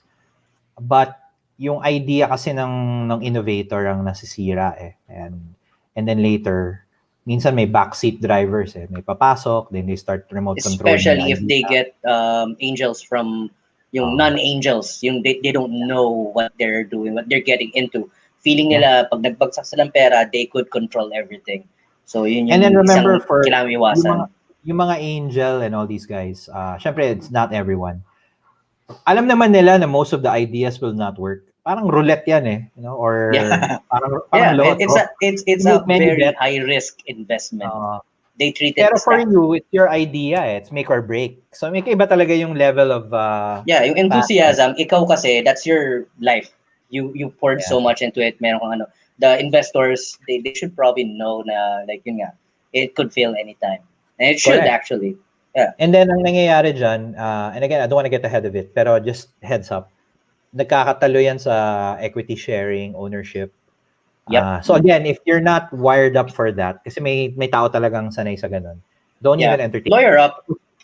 Get a lawyer. Ayusin nyo muna yung idea nyo. Kasi later, pag gumagana yung idea, nako, haba ng pila na yan. Everyone. Don't go for yung equity shares ng offers ng iba. Don't go for that as much as you can. Kasi if it's just an idea and then you manage to launch it, even though natagalan ka ng konti, pero you manage to launch it ng sarili mo lang, be proud of yourself. That's okay. That's a good accomplishment. Yeah. And then ito irrelevant sa nasa Space Apps, pero sometimes people will ask you, so what's the business model? Okay, so I think that is best discussed as a separate exercise.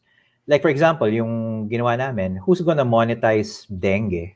Diba, parang ang pangit nga ng dating na parang maniningil pa kami. Diba, parang, so there are some solutions that are really not meant to be monetized. I'm not saying ADs will never be monetized, but so yun, baka there might be some of you thinking about that too much. Hindi na kayo maka-ideate ng solution. focus lang on the problem. Ano ba yung problema? Yeah. You know?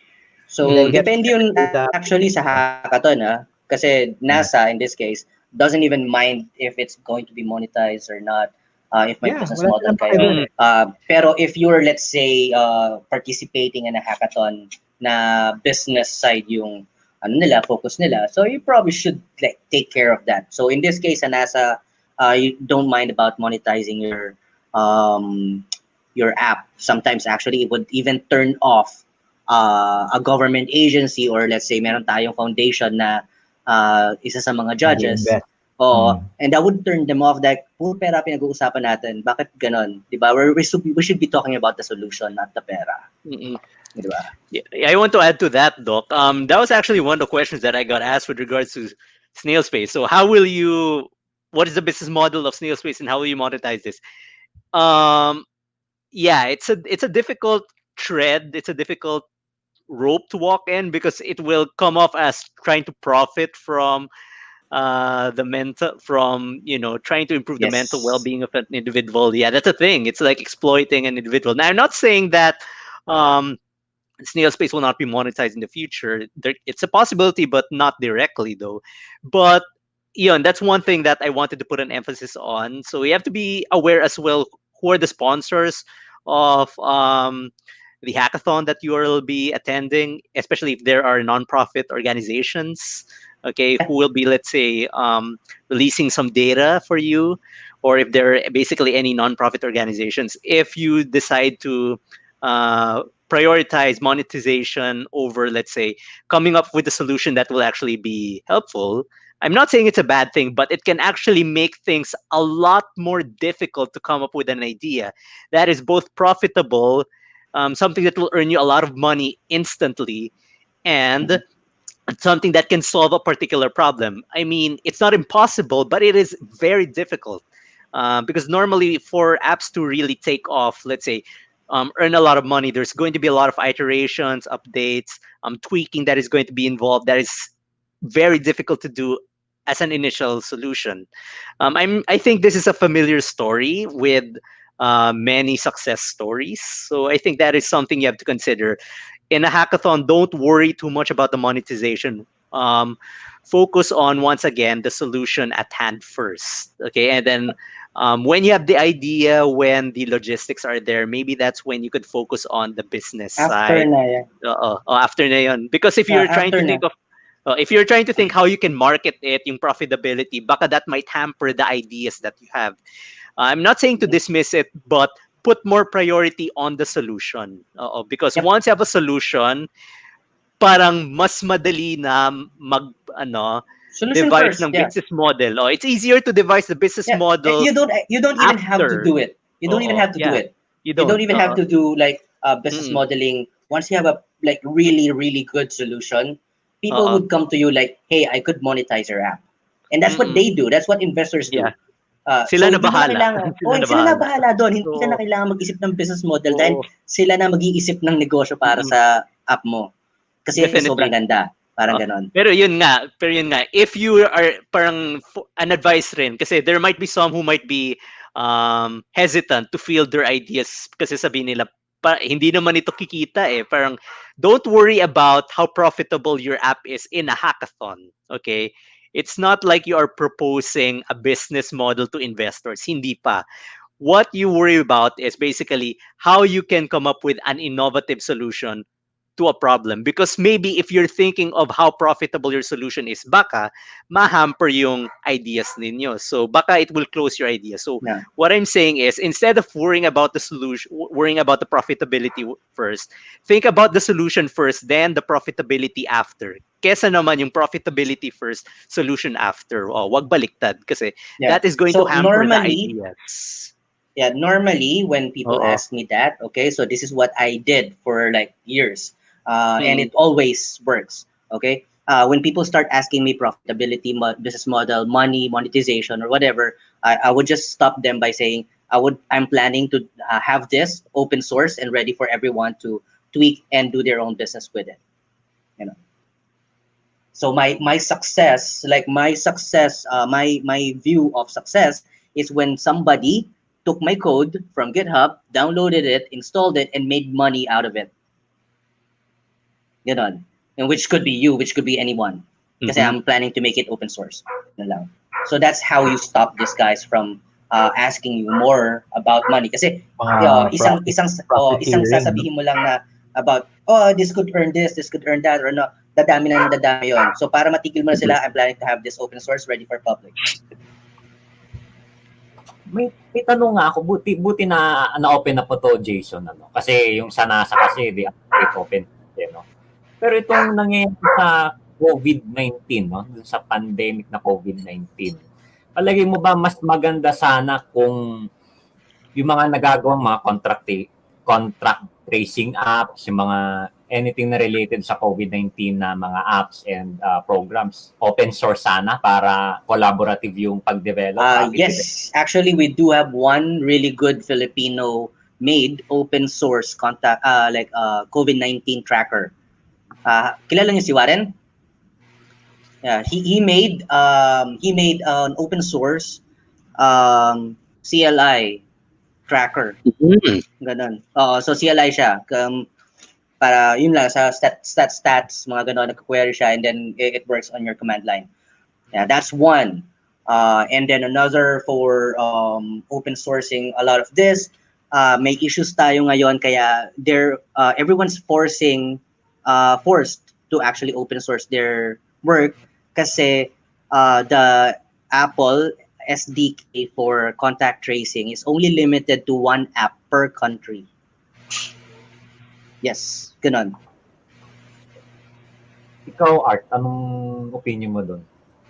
Well, it's similar because yun nga, COVID-19 is not just a local problem. It is a worldwide problem. So whatever resource we can share worldwide, from information to something that will aid developers, medical researchers, frontliners alike, that can help in mitigating the effects of COVID-19 from an economic standpoint to the well-being standpoint of individuals, I am very open and very welcome to that. So open source data that will allow us to fight COVID, open source APIs that will allow us to develop or improve on contact tracing apps, I am all for it.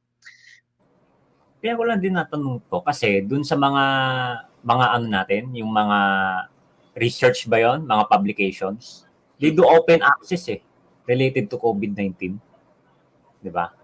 Kaya parang similar din. Most of them are, pero not all. May iba magbabayad ka pa to access the paper. Then again, it is through these open access research that we are able to find more things about this virus, and it has allowed us to improve our treatments, increase the patient prognosis. So yun, again, this is a worldwide problem, and this is just my opinion, okay? This is just my opinion. My take will be, yung technology, definitely, it should be open. Parang crime against humanity if you find a solution to this, tapos you don't. We actually have to advocate open source. Like ngayon, September 20th, like last week is just Software Freedom Day. Correct. Next week is already October, which is Hacktoberfest. Diba? Now, so on the other hand, if there's one thing naman I want to point out, and ako, I won't mince words, no. If you have people naman working to fight the pandemic, bayaran nyo naman sila. Yun lang, no? Parang, iba yung open source on technology. Huwag mo open source yung tao. I think. Sweat equity. We need that. And I'm sad to share this, but I kilala nyo naman kung sino yung department, pero when we were entertaining parang a call for proposals from a certain department, upfront na lang sasabihin, wala kaming ibabayad sa inyo. Yeah, like it's like do something for your country or whatever. It's sakit sa tenga, no? It doesn't happen. It doesn't happen in the real world. Now, on the other hand naman, there are funders naman who are willing to sponsor you. Sige, you help that department would fund you. Ah, Yeah, pero walang actually, you could walang reach out PY to yun. Manny Pacquiao's office or kay Senator Pam dati. If Yeah. you actually found a solution to a social problem, to like So smarter I cities, think for innovators and developers, it's important to highlight that na share your technology kasi we need that. Oh, Pero definitely. but if you're don't going share to do a your commercial, time, your personal services. don't give it away for free, no? Oh, Don't give it definitely. So, away. parang it's like this parang the resources needed to fight the pandemic, it should be open for everyone to use. Pero the ones who are using it should have resources returned to them such that they can eat and at least continue using the resource properly to fight the pandemic. So yun eh. So the resources should be Tama. open, but the ones who have access to the resource to combat the pandemic should at least be given benefits that will allow them to continue using the said technology and the said resources. So yun eh. So Yeah. that is at least my stance to it. Siguro kasi Jason, yung problema, yung resources na kailangan mapunta to fight COVID-19 napunta yata sa buhangin yata, no? Well, I have nothing against that. Pero yeah, I mean, it could be true. Pero sa akin kasi it's just a matter of delegation. Mali lang yung budgeting natin. Pero ito nga yung siguro yung pinaka inaano ko na itong mga gawang Pinoy na to na kinikilala ng NASA, kinikilala ng ESA, JAXA, Kines, yung France yun tsaka CSA, Canadian Space Agency. Sana naman yung sariling bayan naman natin, meron ding pagpapahalaga din, 'di ba, sa mga gawang Pinoy, 'di ba? Na sana bigyang tulong, bigyang pansin, 'di ba? Ano kayo masasabi mo dito, Jason? Sige. Well, yun lang yung ano ko na... Tama naman na gano'n na kailangan i-recognize. Pero ang sa akin is more of like not just recognition. Sometimes some of these guys need help. Some of these guys are actually really good pero wala silang bagong computer, wala silang access to kasi wala silang pera, 'di ba? So yun isang issues natin na Yeah. Kailangan natin ng access to better equipment syempre, better help from the government. Like yun nga sinabi nga ni Doc Ligot, they even have to buy data. 'Di ba? Naka-frame yun, yung resibo na yun. Ano? It's gonna be a relic. Now, actually, this is not the only thing. It's not only in the startup and the hackathon space. No, if you go to the sciences natin, yung mga researchers, people working in the academe, wow, no, grabe, iba rin. It's actually very political. No, as Art would know this. Alam niyo yung mundo dyan. No? I think the only way talaga is to collaborate. It's the only way we create innovation. And you have to give credit where credit is due, no? So you'll see that in hackathons din pala, no? Minsan nakawan ng ideas. That's why be open pero protect yourself. Don't be naive. I guess din yung yung lesson. And keep trying, no? Never stop trying. I think yun yung magandang attitude dyan. Like kami, it's almost been a year since the dengue thing won. Believe it or not, we've talked to you'll love this, no?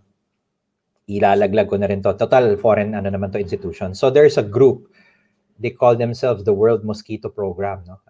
And perfect sana kasi their product is, they have a bacteria that can kill mosquitoes or it can neuter them, no? Parang ganun ang dating. So okay sana, no? They have the solution and we have the detection. We can detect the mosquitoes. They're the ones who are going to solve it. So we met them, we talked to them. And then finally, yung punchline was, we can't work with you, sabi sa amin. Bakit naman? Well, normally governments approach us for help. And we don't normally partner with other agencies. No? If you want, you can approach the government yourself. Okay, sige, sabi ko, why don't we approach it together? No, we'll front you. Kung ayaw nyo kayo, kami na lang. No, that won't work for us either. And I was really, really puzzled na kung bakit ganon. And it's funny kasi they have a long portfolio of mga dengue countries, except the Philippines. Tayo na lang yung wala doon. And tayo natin isa sa pinakamalala sa dengue. So medyo may utang pa yung mga taong yun sa akin. Sisingilin ko yun. Kasi I found that really odd na even in I guess the social impact and non-profit space, may ano rin may bottlenecks din to innovation. Wala silang babayaran dun sa offer namin. We were going to free marketing for them. We just wanted to parang market it as an end-to-end solution. Okay, we can predict where the panic will be, we can predict where the mosquitoes will be, and we can treat the mosquitoes if we find them. And alam ko yung efficacy ng bacteria na yan is years, no? Once you treat an area, it's harmless to humans, supposedly. Mga 3 taon walang mangingitlog na mosquito doon. Or actually may different versions. May isa you actually prevent them from multiplying. Isa naman, if you want to be more humane, it will prevent the mosquitoes from spreading dengue. Parang nasa switch off yung gene that spreads dengue. Daming ganun. Sabi ko, yun na sana yung ultimate solution. And yun lang, parang politics, no? Or I don't know, maybe they've already tried talking to the Philippines and it didn't work out. Who knows, no? What it was. So yun din, parang despite that, we haven't stopped. We're continuing to push through with more prospects. In fact, ngayon, we're linking up with another researcher from DLSU din Art, no?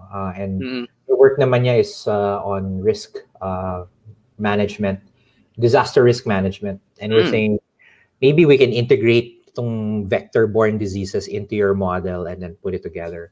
So we're working that, and happy naman siya to collaborate. So yeah, parang who knows, baka nga yung ultimate outcome nito won't be dengue lang, it would be something else. Parang yung sa inyo, it's not just COVID, no? It's anything that causes social isolation. It's fair game na, no? So yeah. Ayun, to add to that nga pala, I just wanted to add, thank you for bringing this up, Doc Ligot. But for those who are interested in joining hackathons, don't expect your idea to most likely deal. Hopefully, at the end of the hackathon, you don't just shelve your idea. There will always be room for improvement, and there's basically many possibilities with your idea. So don't just restrict a particular idea to just a hackathon. Okay, if you have an idea and let's say it doesn't win in this hackathon, I advise maybe don't give up on the idea, because there's more possibilities in what that idea can be for. You can use it for maybe a feature hackathon or a personal project that, who knows, it could eventually take off. So yun. So that's just one thing I wanted to add up na sinabi ni Doc Likot. As you notice from his projects, may mga investors na siyang nakausap, mga groups. Okay, so parang don't just limit your idea to one hackathon. Okay, no, parang at the end of the hackathon, hopefully you can at least put time to continue working on it and don't just shelve it. Okay, because ayun nga, lalo na yung mga Filipino innovators from mga previous hackathons na na-mention na there's been a trend of Filipinos doing really good in international hackathons. So hopefully mas motivate yung mga maraming developers here, di ba? Na who knows, maybe we have more ideas, more brilliant ideas out there that are just waiting for a motivation or waiting for that small push. And hopefully these hackathons grant that small push to show not just the government, but to the country na, hey, this is what we Filipinos can do. Okay, so we are not just mga online trolls, mga online bashers, or mga toxic sa mga Among Us chat groups. We're actually excellent contributors in the field of innovation and technology. Okay, and hopefully yung mga ideas after the hackathon can further prove that. Okay, so parang I just want to say for all those watching now, hopefully if you have an idea for a hackathon and it doesn't end up being selected as a finalist or as the winner, na you don't give up on it, because who knows, maybe that idea of yours can eventually propel you to greater heights, or can actually benefit the Filipino people, or at least one other individual other than your target market. So that is something I at least wanted to point out. Oo. Ay, may tanong pala dito, no? Who is your tech hero or influence? Can be, kunyari daw, si Elon Musk, Bill Gates, or what? Ano kaya? Ako si Art. Ako si Michael. Sino? Ano? Sino? Ayun o, yung isa dyan, no? Yun yung idol ko talaga. So, Bakit mo naman nagustuhan si ano? Ang hirap sagutin, ang dami eh. I mean, I'm going to start yung mga prof ko dati sa Lasal, yung mga nagtuturo sa akin ng mga programming, software eng. I mean, I really owe a lot to them. I mean, yung drive to help in the Philippine society, yung drive to at least join this hackathon, to come up with the solution, yung snail space. I mean, it would not be here if not for my mentors sa Lasal. So yung mga teachers ko sa programming, teacher ko sa software engineering, mga advisor ko sa mga thesis. I mean, if not for them, so I have to credit them. Oh, so sila. Aside from tech hero, if you really want a tech hero, gas yung Bill Gates. But recently, I would like to say maybe si Andrew Nang. I'm not sure if you've heard of him, but si Andrew Nang is one of the pioneers of AI. Okay, nung COVID-19 pandemic, I did some review on machine learning, data science for medicine, and I think I'd like to thank both si Andrew Nang and si Professor Rafael Irizarry. Ano siya eh? Siya yung nagturo sa akin sa Harvard eh. Rafael Irizarry. Ayun. Yun. Wow. Nag-data science ako. Harvard. Yeah. Pero yeah, Andrew Nang, and then just recently yung elections, announcement of elections like a year ago, si Andrew Yang, one of the former presidential candidates, which he withdrew na, pero he's actually a really good proponent of tech. Ikaw, Doc, sino kaya yung tech hero or influence? Well, wala namang specific hero, pero syempre you latch on to yung mga quotable quotes nila, no? Like for example, I remember I was very moved when Elon Musk, this is an earlier Elon Musk, no? Hindi pa siya super successful. Kakasabog pa lang ng mga rockets niya sa SpaceX. And I think he had one more rocket to go, no? And which ended up becoming successful, and then yun na, nag-turn around na siya. Merong interview about yun, no? Kasi NASA din yun, no? Sina Neil Armstrong, yung mga legends, no? They were actually petitioning Congress to ban private space companies. Kasi sayang daw yung pera and people could get hurt. And syempre si Elon Musk was close to tears. That was actually the first in many years nakipag-collaborate ang NASA with a private space agency as SpaceX. Yeah. Later na yon nung nag-succeed na sila, pero at the height of the explosion, syempre they're banning it. Yeah, they're banning it. Sabi nila ban niya, and I remember the interviewer was saying, did you ever think about giving up, no? And he said never, no? Sabi niya why? Sabi niya, if it's important enough, you do it anyway, no? Even if the odds are against you. Sabi ko, wow, ibang klase yun. And that's an equation that doesn't work in business. Now, if you're a capitalist, you want to skew the odds in your favor. If it doesn't make money, sa kanya baliktad. If it's important for humanity, and I think he identified 4 areas yata na we need to crack, no, for us to parang transcend to the next level. Parang one was multiplanetary species, so yun yung rockets. Then Mars, other one was renewable energies. The other one is solar city. Kasama na rin yun sa renewable energy. The other one was artificial intelligence, and then the fourth one was biotech, so we can lengthen our lives, no. And sabi niya, mahina daw yung biotech for him, tsaka AI. He didn't know anything. Pero definitely, he could get into renewables, no? Tsaka yung rockets. And then ngayon, may AI na rin siya because of Tesla. So you can see na talagang very, very dedicated yung kanyang vision. So yun, I really like that about him, no? Yun yung, but there are others. I don't know if you guys are familiar with si Manoj Bhargava. I don't know if you know him. He's when you talk about like Elon Musk, one of the overlooked na person is Kimball Musk. Kimball Musk is like yung brother ni Elon Musk. Yeah. Siya yung founder ng Square Roots. You know, so kompleto na ni Elon Musk yun kasi he has DeepMind, he has SpaceX, he has like yung Tesla, and then he has Solar City. And then when it comes to biotech, Kimball Musk is doing Square Roots. Yeah. Square root Yeah, is actually urban farming for New York, container farms. So yun, I think yun yung maganda sa kanya na from time to time you need people like that, yung hindi na nakikinig sa ibang tao. Yeah. Because ganun siya ka-high, ganun siya ka very motivated. Pero yun nga, parang how do you know if someone is really crazy or visionary? You don't know until later. And Yeah, I think and that I think it's more of him. I think it's more of him being very passionate about what he's doing than not being someone who listens. I think he listens naman, pero yun nga, I think his passion just far outweighs it, and it is what takes him to places. This is actually what I term that I use to with some of my students. It came from Steve Jobs. He calls them mavericks. Yung mga pasaway, yung mga ganun, yeah. Because those are the guys that actually are the ones that are innovative. In terms of Bill Gates, he calls these guys lazies. Yung mga tamad, mga lazy people.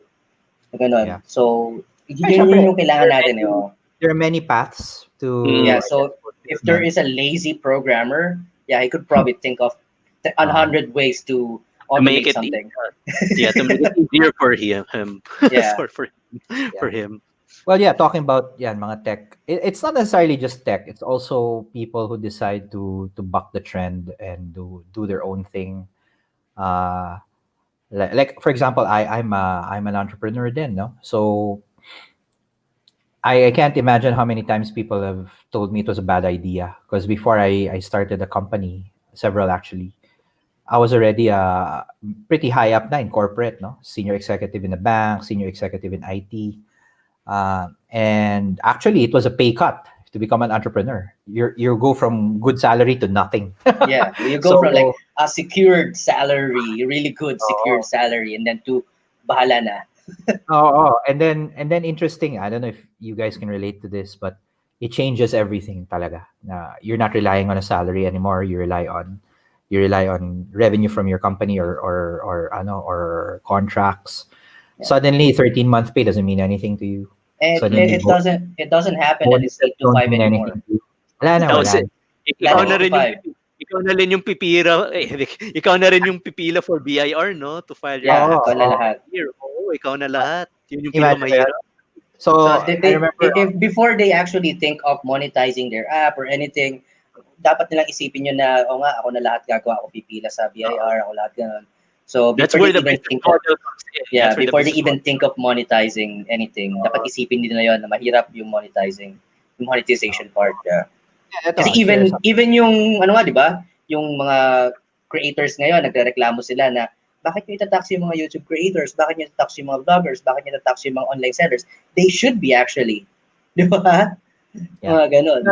Ito, maybe a little bit off topic, but talking about taking risks. So, syempre, if you're an entrepreneur, you get to hire people. And syempre, if you've experienced applying for a job, syempre, you justify your salary. Now, why do you think you deserve this salary? Oh, I went so-and-so school, got so-and-so grade, so-and-so degree. These were my past jobs, and this is my last paycheck, so I expect a 20% increase. Ganyan ang labanan, diba, sa HR. So somebody was applying to us for a job, and sabi ko, sige, so what do you do? Like, well, I'm a programmer, ganito, ganyan. Okay. How much do you want to get paid? Well, I used to get paid 50,000 a month, and parang here I want to get paid 60,000 a month. Sabi ko, why do you think you deserve that much? Well, yeah, because I took computer science and got good grades, and my past salary was ganito. Sabi ko, look, I'll explain how you sound to me, no? Sabi ko sa kanya. If you want 60K a month, that's 720K a year. Tama ba yung math ko? Tama, no? So what are you giving me that's worth 720,000 of my money? Napatigil siya. Kasi ganun ang labanan if you're an entrepreneur, no? So I'm willing to pay you what you want, no? But what are you giving me that's worth that? And don't tell me you're just gonna sit in front of a computer and type your program. Ano yun, no? And it's a good thought exercise. And I'm not saying people who take a salary don't think of it that way, but actually they don't think of it that way, no? So when you want to get into business, always think of that, no? What's the value you bring to society? And then you can ask for any amount of money you want, no? Pag na-justify mo yung value na yun. It's a very different way of thinking. Taxes are just a necessity. Parang, in fact, taxes are the least of your worries. Your worries are everything else. No? They're the least of your worries. Yeah, it should Actually, be given. Yung taxes, it should be given. Yeah, definitely, you have to. I mean, for the betterment of your country. Pero in the end, remember, your solution is supposed to help an individual, and the help that you can provide to an individual in the future could actually be priceless. So that's the thing. I mean, the salary they're paying, diba, sir, so what Doc Ligot said, so 720,000 a year, maybe that 720,000 in 1 year is not even equal to, let's say, the amount of the life or the value of the life that you will save with what you're going to do with your dengue research, diba? I mean, what's more valuable? You might say the 720,000 is 720,000, but saving 5 lives for that 720,000, ayun, that is what you think of. Do not think of the monetary value. Think of the life that you're going to save. Tapos habol na lang yung money later on. Pero for now, yun eh. Going back to our tech heroes, no? Yes, that's where it comes in. Nila about money, eh. Like for them, money is just a scoreboard, or it's just a way of, para lang siyang chips on a table. Like kunyari, diba, Elon Musk made his first fortune sa PayPal, and tong sina Google, Zip2 muna. And then tong sina Google, they made a really profitable ad function sa search. They just needed an unlimited source of cash para masaya na yung buhay nila inventing stuff that doesn't make money, you know? So it's a weird system. Weird nga. I mean, it is. Well, I mean, meron tayong metrics para sa ganun. Actually, if you research the 75,000 a year, that's actually the amount of money that you need. Yun lang ang kailangan mo for happiness. Correct. Happiness does not grow after $75,000 a year.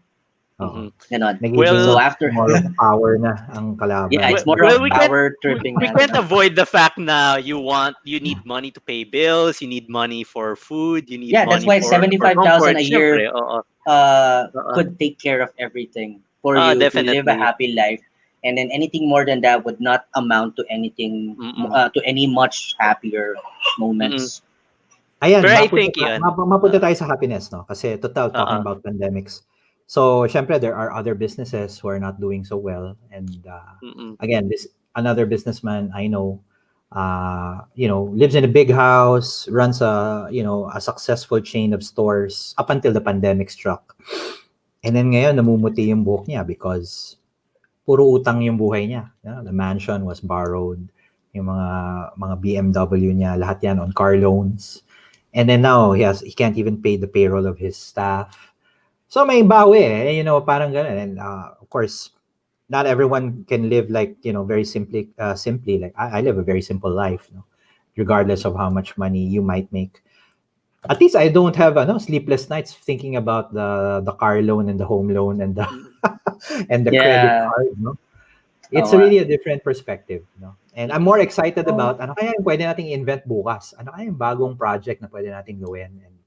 And talking about you guys and in the sino kaya yung bagong winner ng next space apps, and sino kaya makakasolve nitong dengue problem natin? Those are the things that actually keep me up at night in a good way. Na parang, wow, I'm so excited. Which is good. Yeah, which is good. Which is good. Those are good stress, actually. That's a good stress. Doesn't even feel like stress. It's like Christmas morning. Alam mo yung feeling. Parang ganyan. Yeah, it's like more of excitement. Like ano nga ba yung next na technological advancement na mangyayari? Yeah, that's it eh. Yung mga iba forma na lang eh. So, yeah. It's if COVID is good for something apart from making sure you're healthy, tinatanggal niya lahat ng mga unnecessary stuff. Remove everything. None of it matters, Like all of us are on t-shirts, we don't have to wear like neckties and jackets. My jacket's up here, it's hanging there. Tagal na nakasabit dyan. I don't need to dress up for work at all. I'm in flip-flops and shorts. And yet, we're talking innovation. Ganun talaga. So, the simple things. Simple things. Yeah. Oo. Yeah. Total nabanggit naman ni Jason yung what is the next technological advancement, no? Kasi Ito di ba naririnig na natin yung mga blockchain, IoT, artificial intelligence, machine learning, big data, ano pa yun? Quantum computing. Ako kasi, in my personal opinion, isa sa mga next technological advancement is space technologies No? Na posible nga na ganito lang yan medyo R18 tayong konti if it's not taken by porn, if it's not being used by porn or not being caught by porn industry, it will not take off. Okay, so VR. Nandun yung VR. Now, space. Okay, so if you have not known na meron tayong project na the first scene in space. So, ganun. So, yung mga technologies natin actually is tied up to this billion-dollar industry. Believe it or not, yeah, it's actual data. The most of the technologies that are booming are tied into this billion-dollar in porn industry, which is unfortunately I am not going. I have no plans of letting Snail Space become R-rated in the future. So that is one thing that's what I'm saying. Like, if you're looking at, like, say, the next tech advancement, kapag ka ginamit siya ng porn, doon yun yung parang basis. Ganon. Parang so like I say, edtech. Hindi pa umaano yung nagbo-boom ang edtech kasi wala pa tayong mga ganon. We're like porn industry are like trying to do sex ed video. So medyo magbo-boom na siya.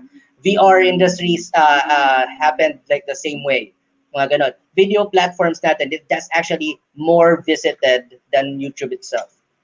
So mga ganon. Kaya ako nabanggit yun, kunyari, related nga doon sa sinasabi mo, Jason. Pag naintindihan ko yun pag na-adapt ng porn, parang ano yun parang naging tanggap na sa lipunan, di ba? Yep. Mm-hmm. Diba? So yun yung parang adoption natin na yung measure of success in terms of adaptability of a certain technology. Per Jason, Jason, you just have to make it clear na lang for the viewers na if they think of solutions for the upcoming hackathons, they don't have to worry. Don't think about it being you have to make that disclaimer. You have to make that disclaimer. You have to look at billion-dollar industries, cannabis industry. Ano ba ginagawa nila ngayon? E-commerce. Diba? Kung bakit nagbo-boom ang e-commerce natin kasi it's being used by a billion-dollar industry, which is a cannabis industry. Mga ganon. So no matter good, bad, or whatever, meron lang tayong mga cultural dilemmas about this type of taboos na, yun nga, cultural taboos. Kailangan natin tanggalin yon kasi even if it's good, bad, or whatever, they're making $1 billion per year. Mm-hmm. So it must be possible doing something right. That's another reason why actually some solutions which are easily accessible by a mass, okay, such as yung mga applications, Android apps, iOS apps. So that's why they are very easy. They're very easy to use and it's very easily accessible. So most of the time, I think in hackathons, you've got a solution. So if you're designing a solution for hackathon, if it is something that can be easily accessible by a big industry or by a big market, that is another thing that you will you can take advantage of. So hindi na kailangan yung business model kasi hahabol na lang siya.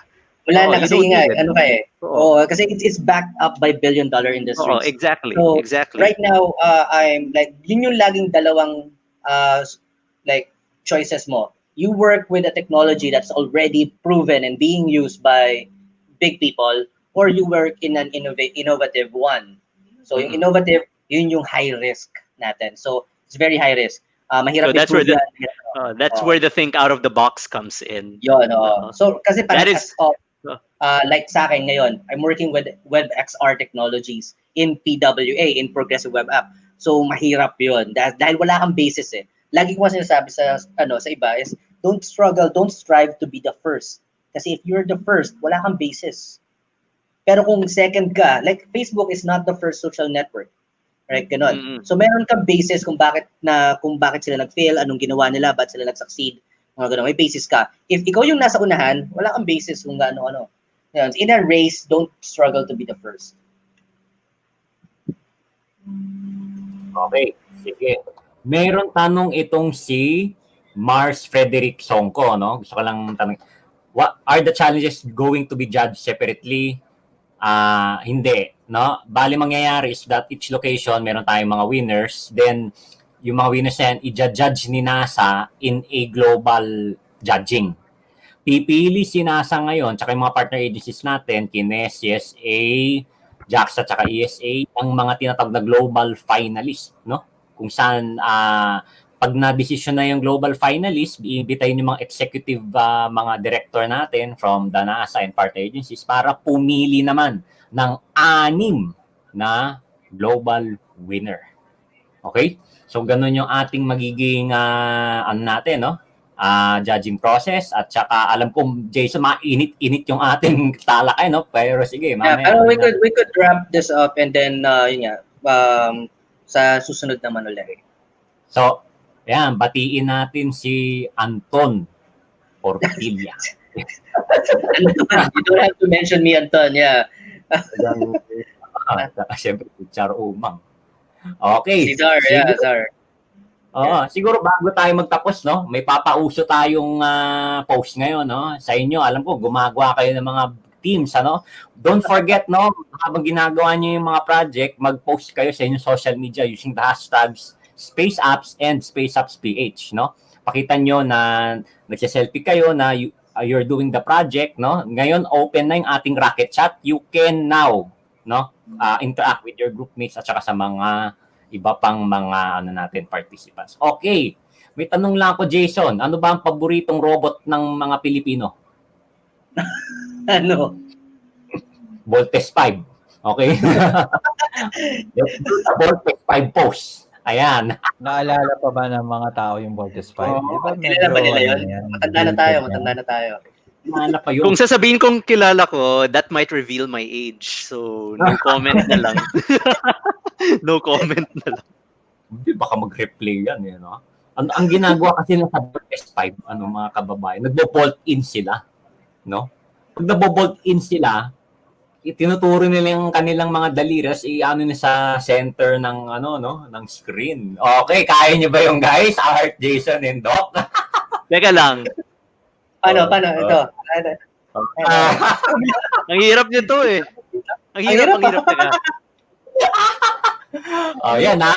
Kinakailangan, natin, let's bolt in ha. Let's bolt in. Hindi kita mukha ko eh. Kita pa nga yung logo. Kita pa logo ko.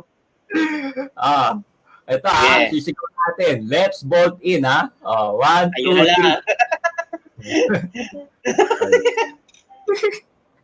3. Yan ha. Screenshot. Okay, mamaya screenshot natin sa replay. Nakakangawit. Hindi ko magawa. Basta yan ang gagawin nyo. Let's bolt in.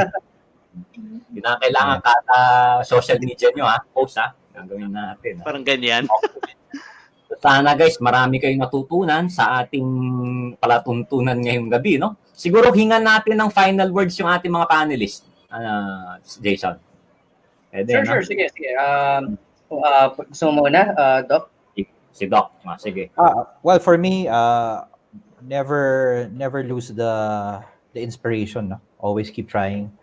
And then yun, if there's one thing I learned din sa space apps, actually, ang kalaban mo lang is in your head. So you don't win any of the shots you never take, sabi nga nila. Or it's better to regret something you've done than something you failed to do. So try nyo na lang, no? And then see you on the other side, kumbaga.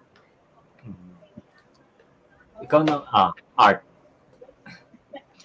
Well, I just wanted to wish everyone the best, okay? And hopefully you can find a solution that you're very passionate about so you can continue working on it.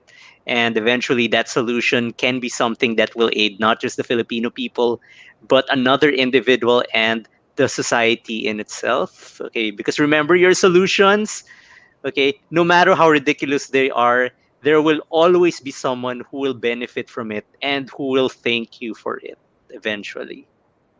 Okay. Jason. Okay na. Yeah. Mindfuck na ako. So, okay na. Meron tayong final remark sa ating pinakamamahal na Associate Administrator for Science ng NASA, no? si Dr. Thomas Urbutchen.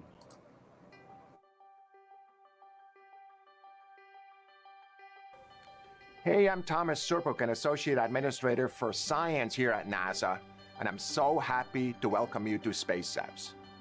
Space Apps is a community of scientists, engineers, artists, and hackers coming together to address key issues here on Earth.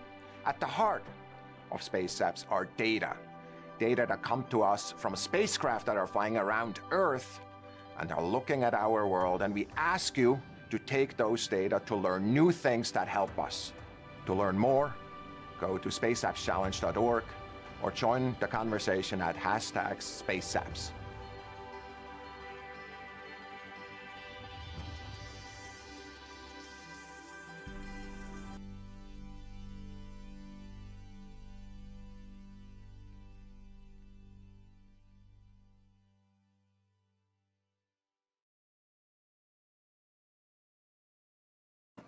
Alright, ayan, nakaka-excite ano? Talagang kung ako sa inyo guys, ano pang inaantay ninyo no? Kaya sumali na kayo dito sa Space Apps no?